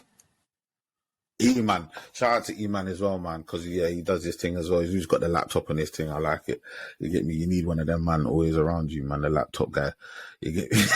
For real. Them man that always back it open. Yeah, just keeping everybody in line and keeping it. Bro, I love it. Like, so yeah, man, how did your social media journey start, and sort of what are your plans for like the future 2023? What are you seeing? So it started, I'd say, 2019. I started doing YouTube around that time. So yeah, I was doing trainer reviews. I did a clean with me where I was cleaning a pair of shoes and just walking rubbish basically. I love it. So we started doing YouTube. Well, I started doing YouTube. Michael was doing his. I can't remember if he did it before me but yeah, we all were doing YouTube individually. But I stopped because honestly, long form content, I'm not really the biggest fan of. Yeah, and like my phone was like cutting out at points in time when I was recording. So it's like it was so just annoying, man. yeah, it was just it was disheartening. So yeah, I just stopped doing that, and then I moved on to like doing a lot of short form content. Well, I was doing short form content at the same time, so I was doing like videos of like shoes in my collection, giving them like a proper description, rating it for like comfortability, its style, and like how you can dress it as well. So yeah, that was what I was doing. I stopped doing both those and just started doing like pictures. So I was just taking pictures of shoes. I was doing like a lot of times where I was kind of throwing shoes in the air and taking a picture at the same time. Like people thought I'd edit it, but I went outside when the sun was out. Had my phone on. I saw those. Is that the Kicks? I think it's called Kicks, right? Kicks_TV, yeah. Yeah, bro. Yeah. Those pictures are so hard, so lovely. Like I was literally outside in my garden. I put my phone on a timer, and it was burst. I just flung up and said, "Yeah, whatever I get in it." There's so many different takes, so many. But yeah, that was what I was doing that for a while. I might do it again, especially with the Cortez collab. I might bring that one out for one time. But yeah, then so during the pandemic, Eman messaged me saying that he wants to start a pod. And I was like, obviously me and Eman went to the same uni, and then me and Michael went to the same school. So it was me, Eman, and our friend Frank. We were chopping up from there, and then the pandemic hit properly, and then Clubhouse was around. So obviously we're all into trainers. Nice. Me, Frank, Michael, Eman. So Michael starts a like Sunday discussions, and then me and Eman were like, yeah, like obviously we're doing a podcast, we all know each other. Can we just call it a stockroom thing? And then from there we just like, yeah, started doing every Sunday Clubhouse stockroom discussions, just talking about trainers, stuff in the industry, like so much going on. That was how we met Hype and Then Some, and like Marks, all these different people that we now friends with in the industry. That's literally how we all met them. That's how we met Bugs as well. Like so many different people. It was just on Clubhouse. And yeah, just been from there, just been pushing the podcast, keeping it going. And that's literally where we are to this day, man. Just podding. Like I feel like podding, amazing for me. Even though I don't like long form content, it's long form content that feels natural because these are conversations that I was having with these guys, anyways. So it's just we're just airing up a conversation. I love it. Yeah. So that's how the journey. I feel like listening to your podcast as well. You can tell you guys are friends. Yeah. You can tell you guys are familiar, man. You can tell you guys are close. Like some of the takes are wild. M1's super opinionated. Like I was saying, but I feel like it's always like a safe space, and it's super entertaining, obviously, as well, man. So yeah, if you haven't had the chance to go check out the Stockroom podcast, make sure you go check that out, man. Obviously, I'll give Bolu the opportunity to really hype it and give it to you, man, at the end. But yeah, it's a really good podcast. Make sure you go check that out, man. Honestly, like I think one thing that I feel like is beautiful about the pod is that all three of us have different plans for the pod. So like we are all ready to support each other for what everyone else wants to do. So it's like we can really spread our wings so much and just like encourage each other, like help each other sort out all the ins and outs for the stuff that everyone wants to do. Me personally, I want like, honestly, I just want to see the podcast grow. I just want us to tap in. I just want us to keep tapping into the market, keep going, keep doing what we're doing, just growing, like growing. Like, so it's one of the things where I believe in the podcast so much. I'm not a betting man, but I'll bet everything on it. Like, I have so much faith in what we're doing that we can gain like 10 followers. If we were on 1 subscriber, still the same amount of energy, the same amount of effort I'll be putting in, I'll keep putting in, because I'm not doing it for everyone else. I'm doing it for me. This is what I love. So at the end of the day, like, we can make no money from it. I'm here. We can make millions from it. I'm still going to be the same person, still here, still putting the same stuff out. So yeah, like in the future, I love just that, want to see man. us grow. I absolutely love that. Yeah. Yeah, I think I'm similar in that sense, man. For yours, for mine, for everyone in the industry, I feel like there's so much space and so much opportunity. I feel like there's just a lot of growth available, and 100%. I think the key for everybody is just consistency, man. I feel like if everybody there's two actually. There's consistency and collaboration. We continue to do things like what we're doing, continue to build each other up, because I feel like that's a beautiful thing in kicks, especially in the UK. Like, for a long time, there was, like, I suppose there were gatekeepers. People didn't really know people, but like over the last year or so, like, things have just opened up. There's like a new wave of review, a new wave of influencer within sneakers in the UK, and like, opportunities have opened up, man. And I'm reaching out to people that I don't even know. I'm reaching out to people I don't know. Like I reach out to you and I'm like, like, if you can get the time, he'll do it, like, because we're cool like that. But I'm reaching out to people I don't know, and they're like, man, so you had J2K on here, bro. and God that is good, honestly, bro. J2. that is, when I saw that, I was meant to message you, but it's like I was just watching it, and then it's like I watched it on TikTok. I just kept going, and I went back and I was like, wait, you got J2K on your show, bro.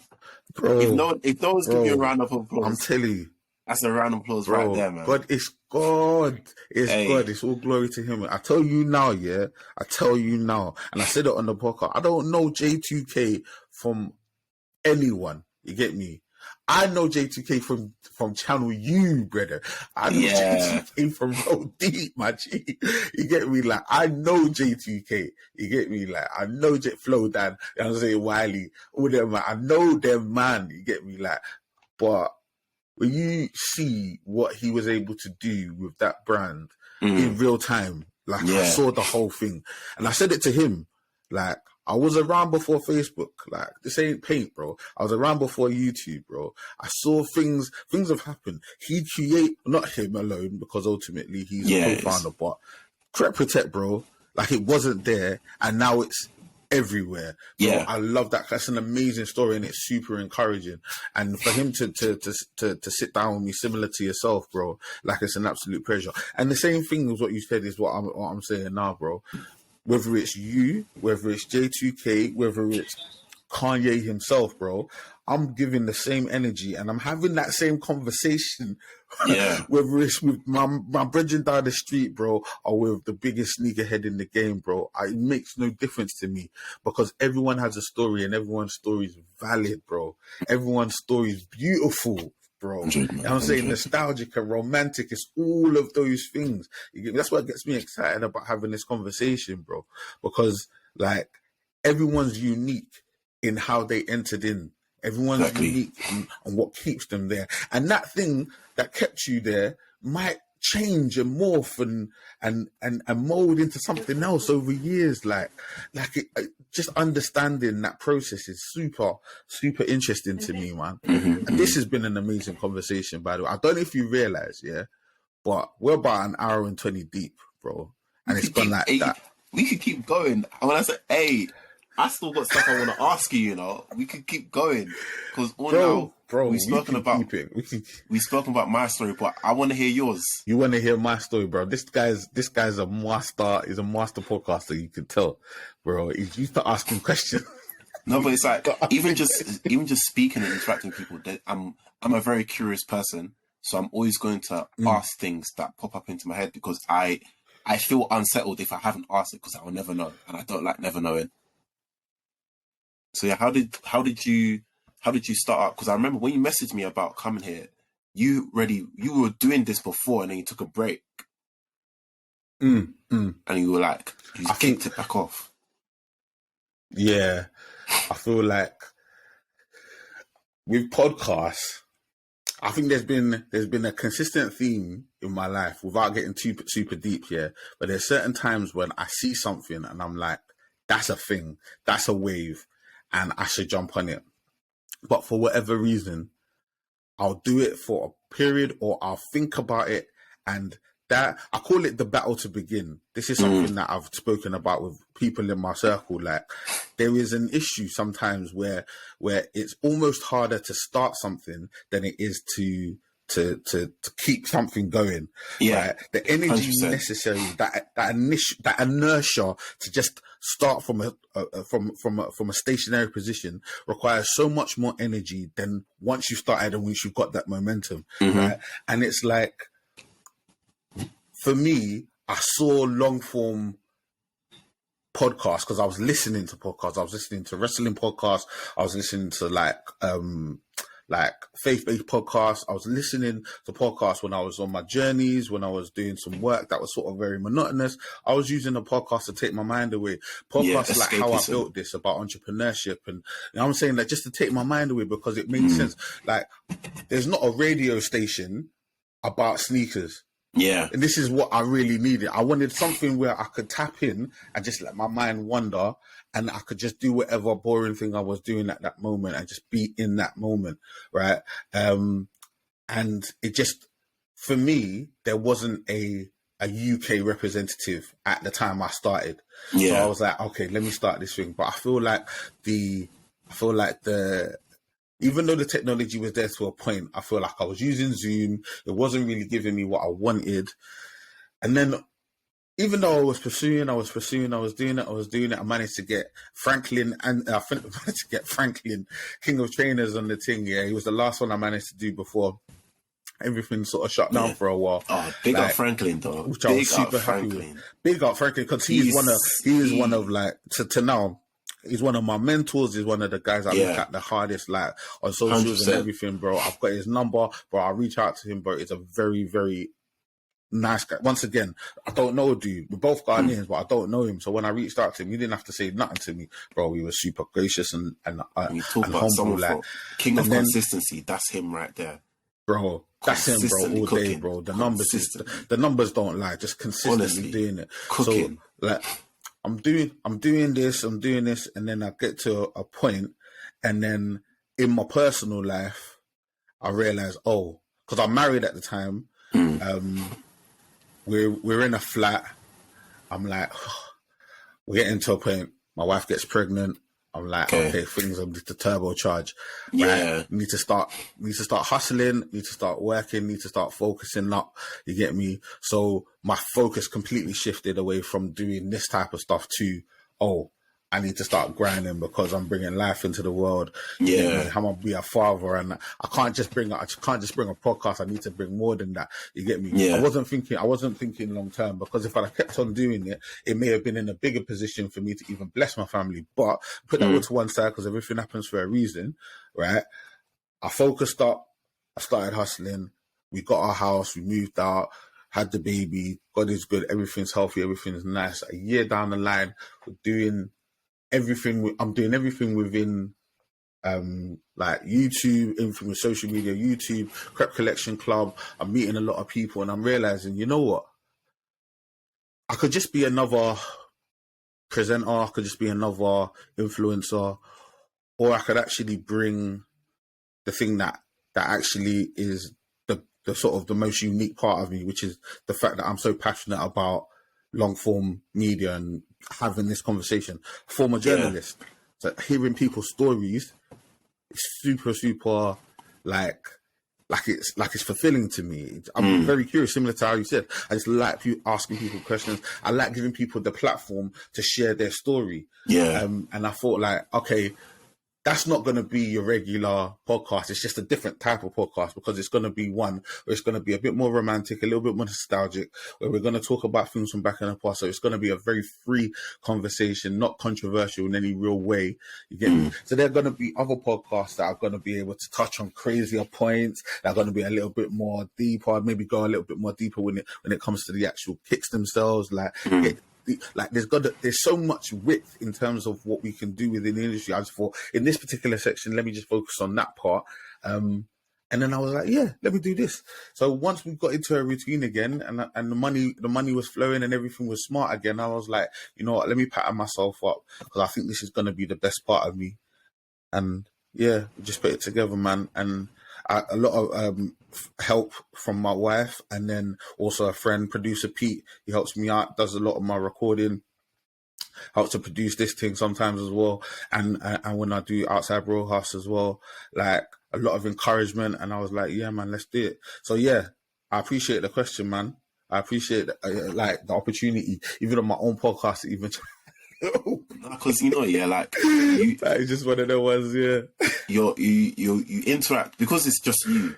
You interact so much with everyone else, sharing their story. You never really share your own. It's like people, as much as people come to hear you speak to other people, this is your channel, you know. Like everyone speaks to everyone else. We're here to hear you. So it's like everyone wants to know why. As we when we listen to the Sneakers Live, everyone needs a story. Everything needs a story that you're selling. Every product you sell needs a story. Everyone needs to actually know your why. So then that's how people can actually attach themselves to what you do and connect to you on a deeper level. So it's like, so your why becomes their why at the same time. It's like, even with what you were saying, yeah, I was wondering, like, do you feel like would you say you're a jack of all trades? Like you're good at more than one thing, like multiple stuff? Yeah. That can be a positive and a negative.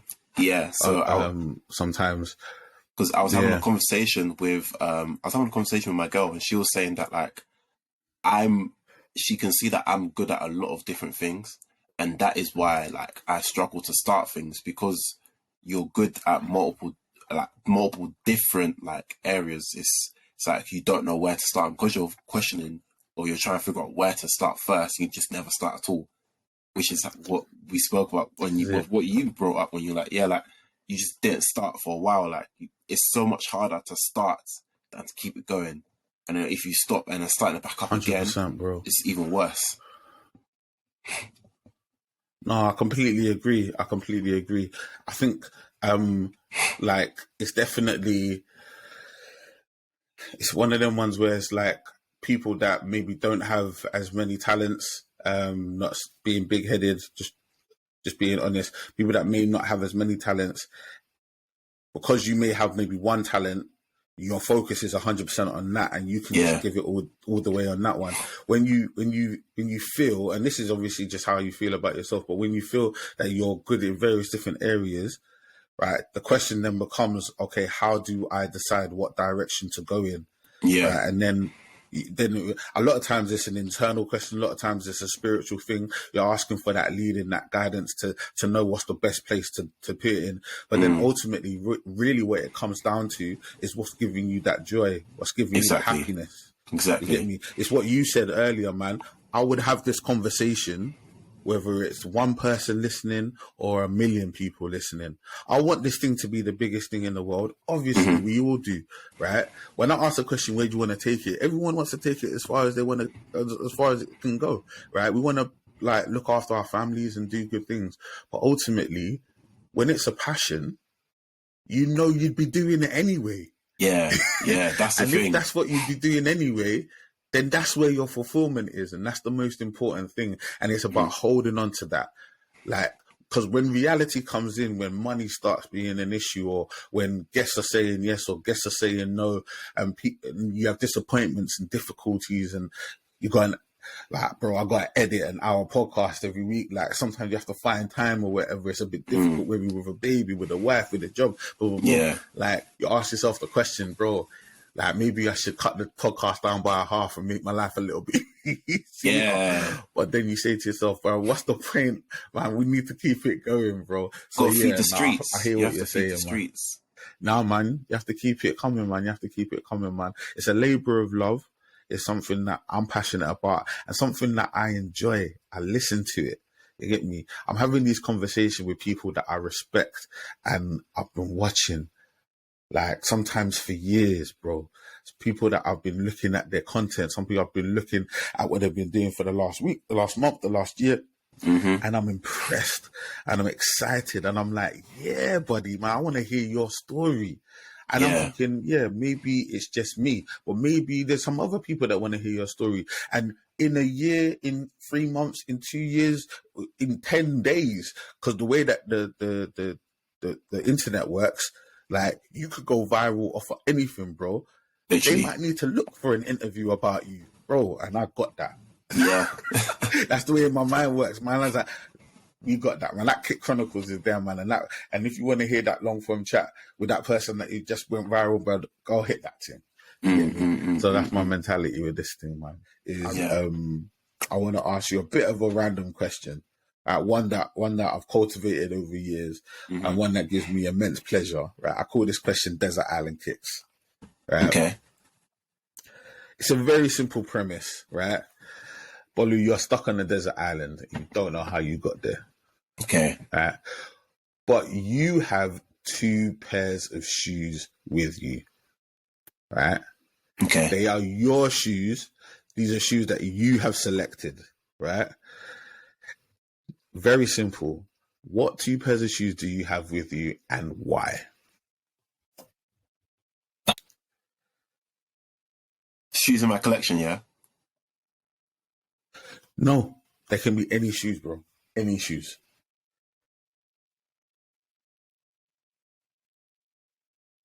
What 2 shoes?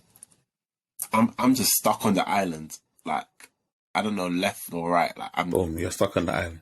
Cool. Bro, In that case, you fill in the gaps, bro. I'll give you everything you need. I may need a pair of Tims just in case. You never know what could happen. And you need a pair of Tims. I respect that. I'm a draw for a pair of Crocs. I need the 2 extremes. So if I don't need to be, I don't know what could be out there in it. So I could need the Timberlands on, or I could be on the beach or something, and I just need a pair of Crocs just to let my feet breathe. I think that's the 2 extremes are what I'm after. I think that's the best option for me. That's a solid answer, man. That's a solid answer. You get me? You got the Tims. You get me? Like the butter joints. Yeah. Like, or you have to be butter. Like I'm saying, yeah, the butter things. Yeah, right. So you got the Tims, which is like super understandable, strong workman-like shoe. You get me? If you need to climb a tree, you see it. I'm saying, like break something down. You know what I'm saying? I get it. And then the flip side, you get me? If you need to go in the water, if you need to walk on the beach in the sand, you get me? You got the Crocs there. You get me? Boom, I get you, bro. I get you, man. The logic makes sense. It actually makes sense, man. In my head, I'm thinking, how am I surviving? Cool. What if a tiger jumps out? What shoe should I be wearing, bro? Because I'm not gonna survive, but at least let me boot it. If I got the Tims on, I got a bit of agility there. They're sturdy. If the ground is mushy, if the ground is dry, I can still be there. I got a better chance than if I'm in like some sliders or something. This is it, man. This is it, man. The logic makes sense. The logic makes sense. All right, bro. Let's do a couple quick fires. Yeah. So this is the quick fire section, man. And the number one thing I need from you, Bolu, right, is I just need your answers from chest and with energy, with vim. You get me? Like, I don't want no dilly dally. Cool. I'm saying, like, plus I don't read questions very fast. I'm not a fast reader, so you'll have a lot of time to formulate an answer by the time I finish the questions. I'm telling you, yeah. Yeah, right? Cool, I'm ready. Based on our conversation, there's a couple of extras that I'm gonna throw in there. I feel like you can answer. I already know you're about to fling one. I already know the Vans Converses one is coming up, and I'm gonna let you know now. I plead the fifth. 100, but keep going. Bro, no, there's no pleading the fifth. There's no. There's no fence stragglers here, bro. We need to pick sides, bro. We don't play games like that. No bipartisan crowd. We are one or the other, straight up and down. Yeah, we're gonna play that game, bro. I was saying like, yeah, okay, all right, we already know. All right, we're starting off strong and we're starting off hot. 3, 2, 1. Nike or Adidas? Nike. New Balance or Adidas? New Balance. Can you wear Nike and Adidas together, yes or no? On the street, no. If you're playing sport, yes. This guy's wild. Your Jordan number? 4. YouTube, Instagram, or TikTok? TikTok. Respect it. Your favorite collaboration?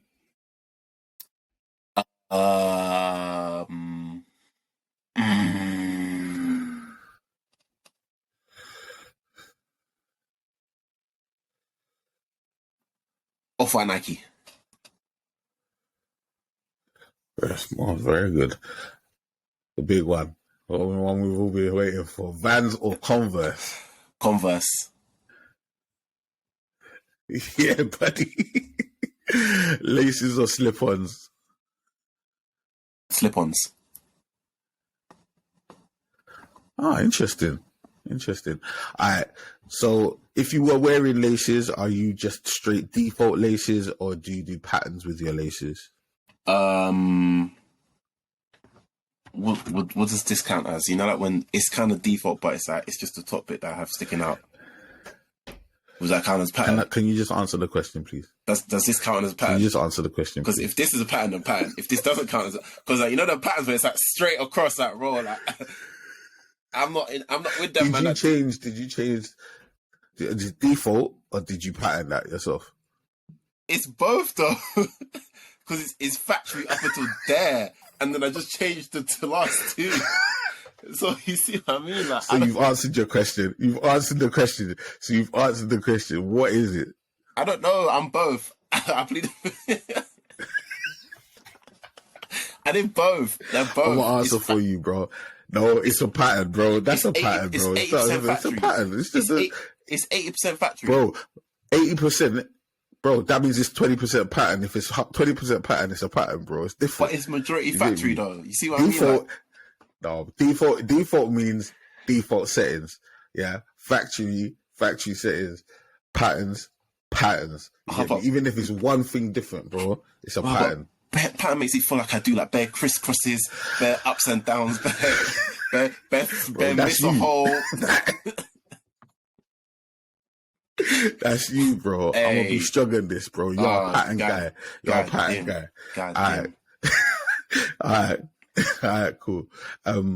Custom designs, so customizing your shoes or factory settings? Factory settings. Retro or innovation?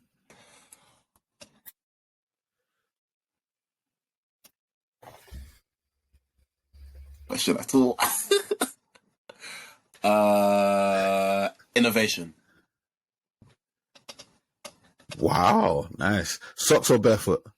Socks. Comfort or style? Style. Fresh and clean or beaten and battered? Fresh and battered. This guy's trying to break all the rules. Fresh and battered? What is fresh and battered? Fresh. Nah, nah, fresh and battered, yeah, is like, you can see it's worn, but it's not dusty. Oh, wow. But he's made up his own thing. Fresh and clean. We'll go fresh and clean. Fresh and clean. I respect that.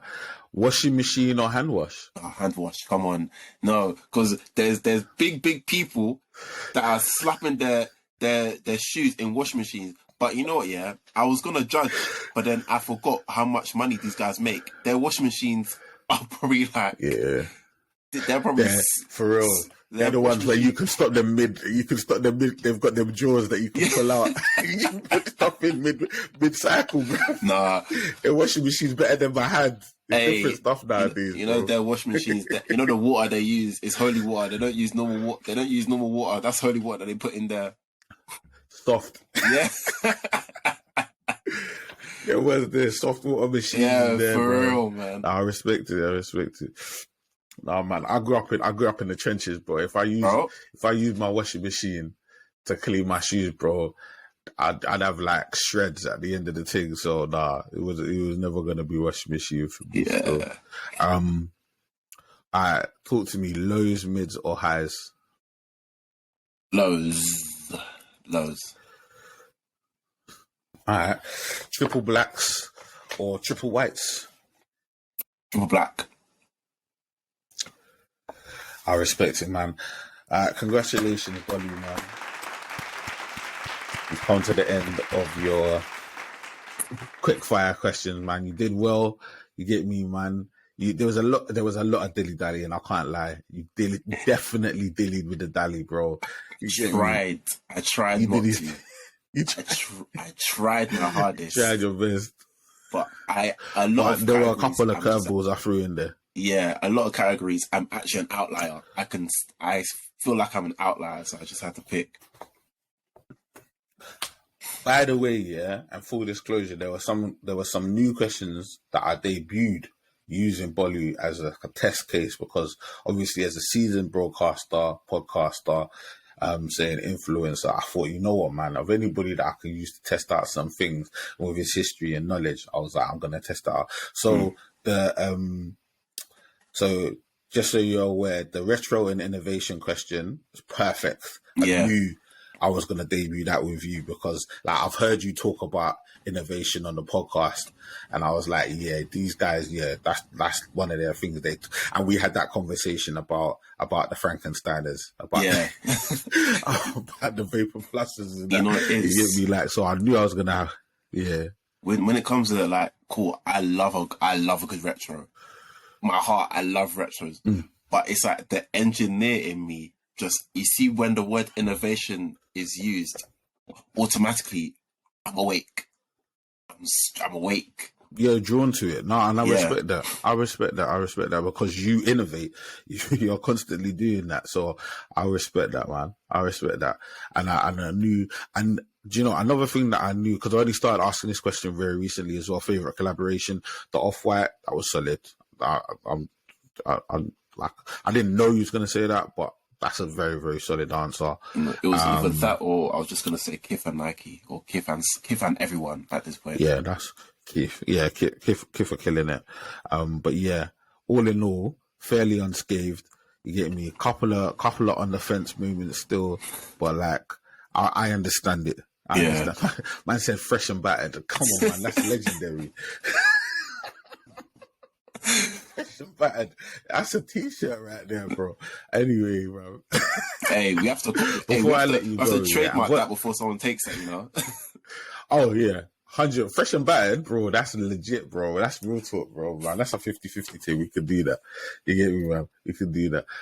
Before I let you go, bro, and once again, I just want to appreciate you for your time and just like everything. You get me? I really, really appreciate it. It's like a massive honor to have you on, and I'm not playing games with that when I say that, man. Like, it's a massive vibe for me to have you on. But before I let you go, I want to understand from your perspective, the term sneakerhead. What does that mean to you?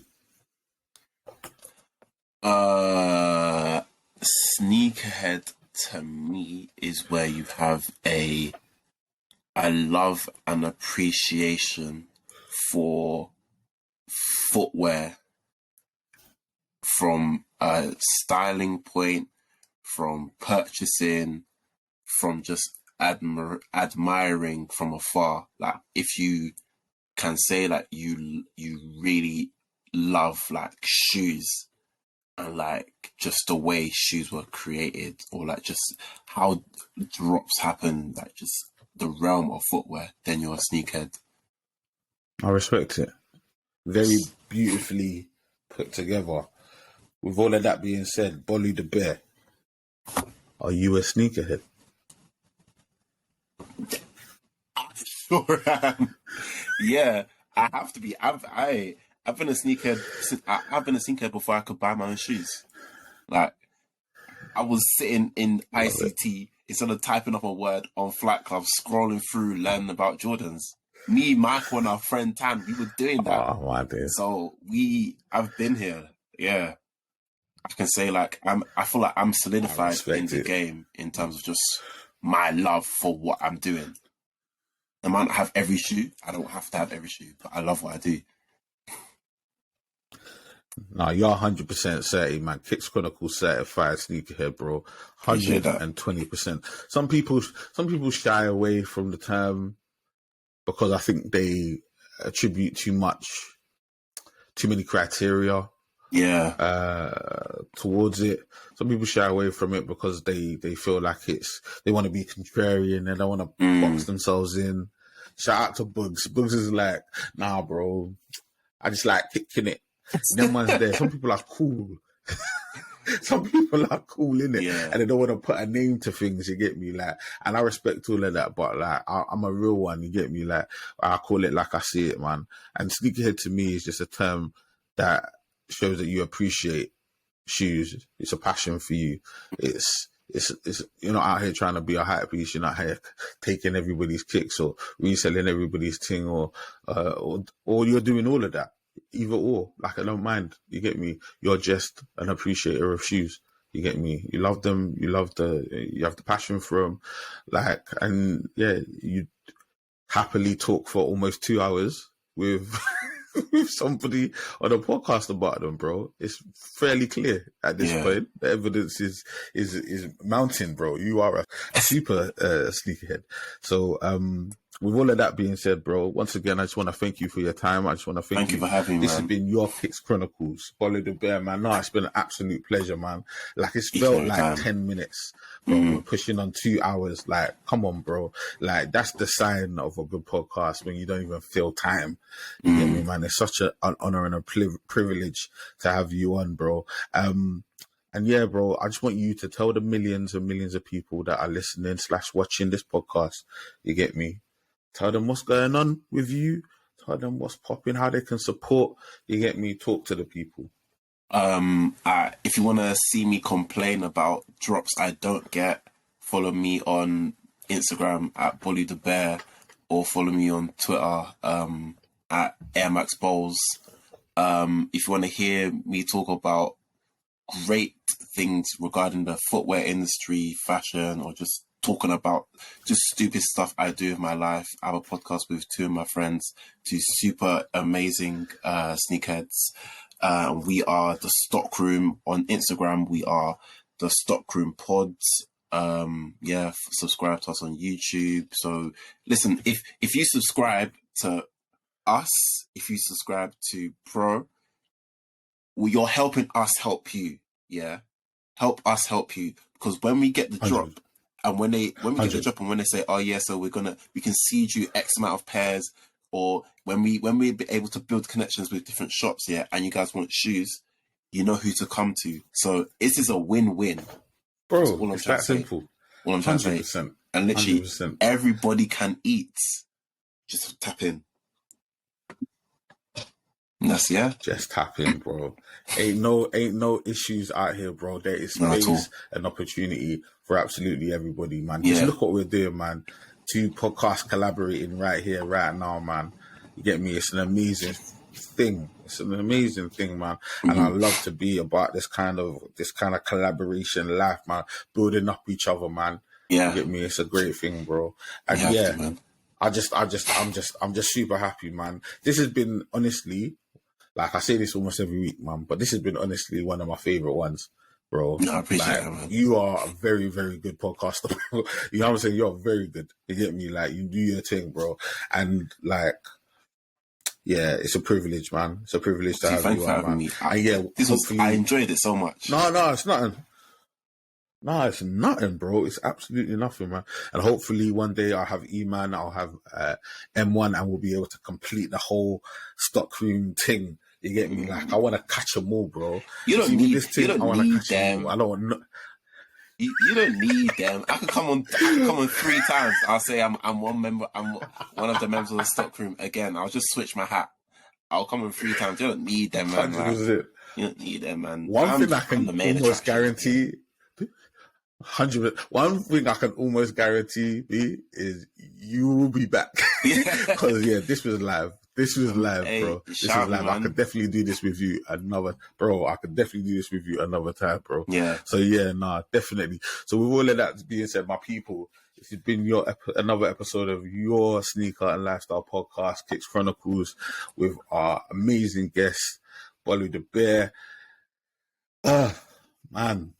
Yeah, man. I enjoyed it so much. People, I hope you've enjoyed it. I really appreciate you. I appreciate Bolu. And until I see you, man, down the roads, stay blessed. Peace. Thank you for listening to this episode of Kicks Chronicles. Please make sure to like, comment, subscribe, share, rate, review, and all that good stuff. And remember, full video version is available on YouTube, audio versions available on Spotify and Apple Podcasts.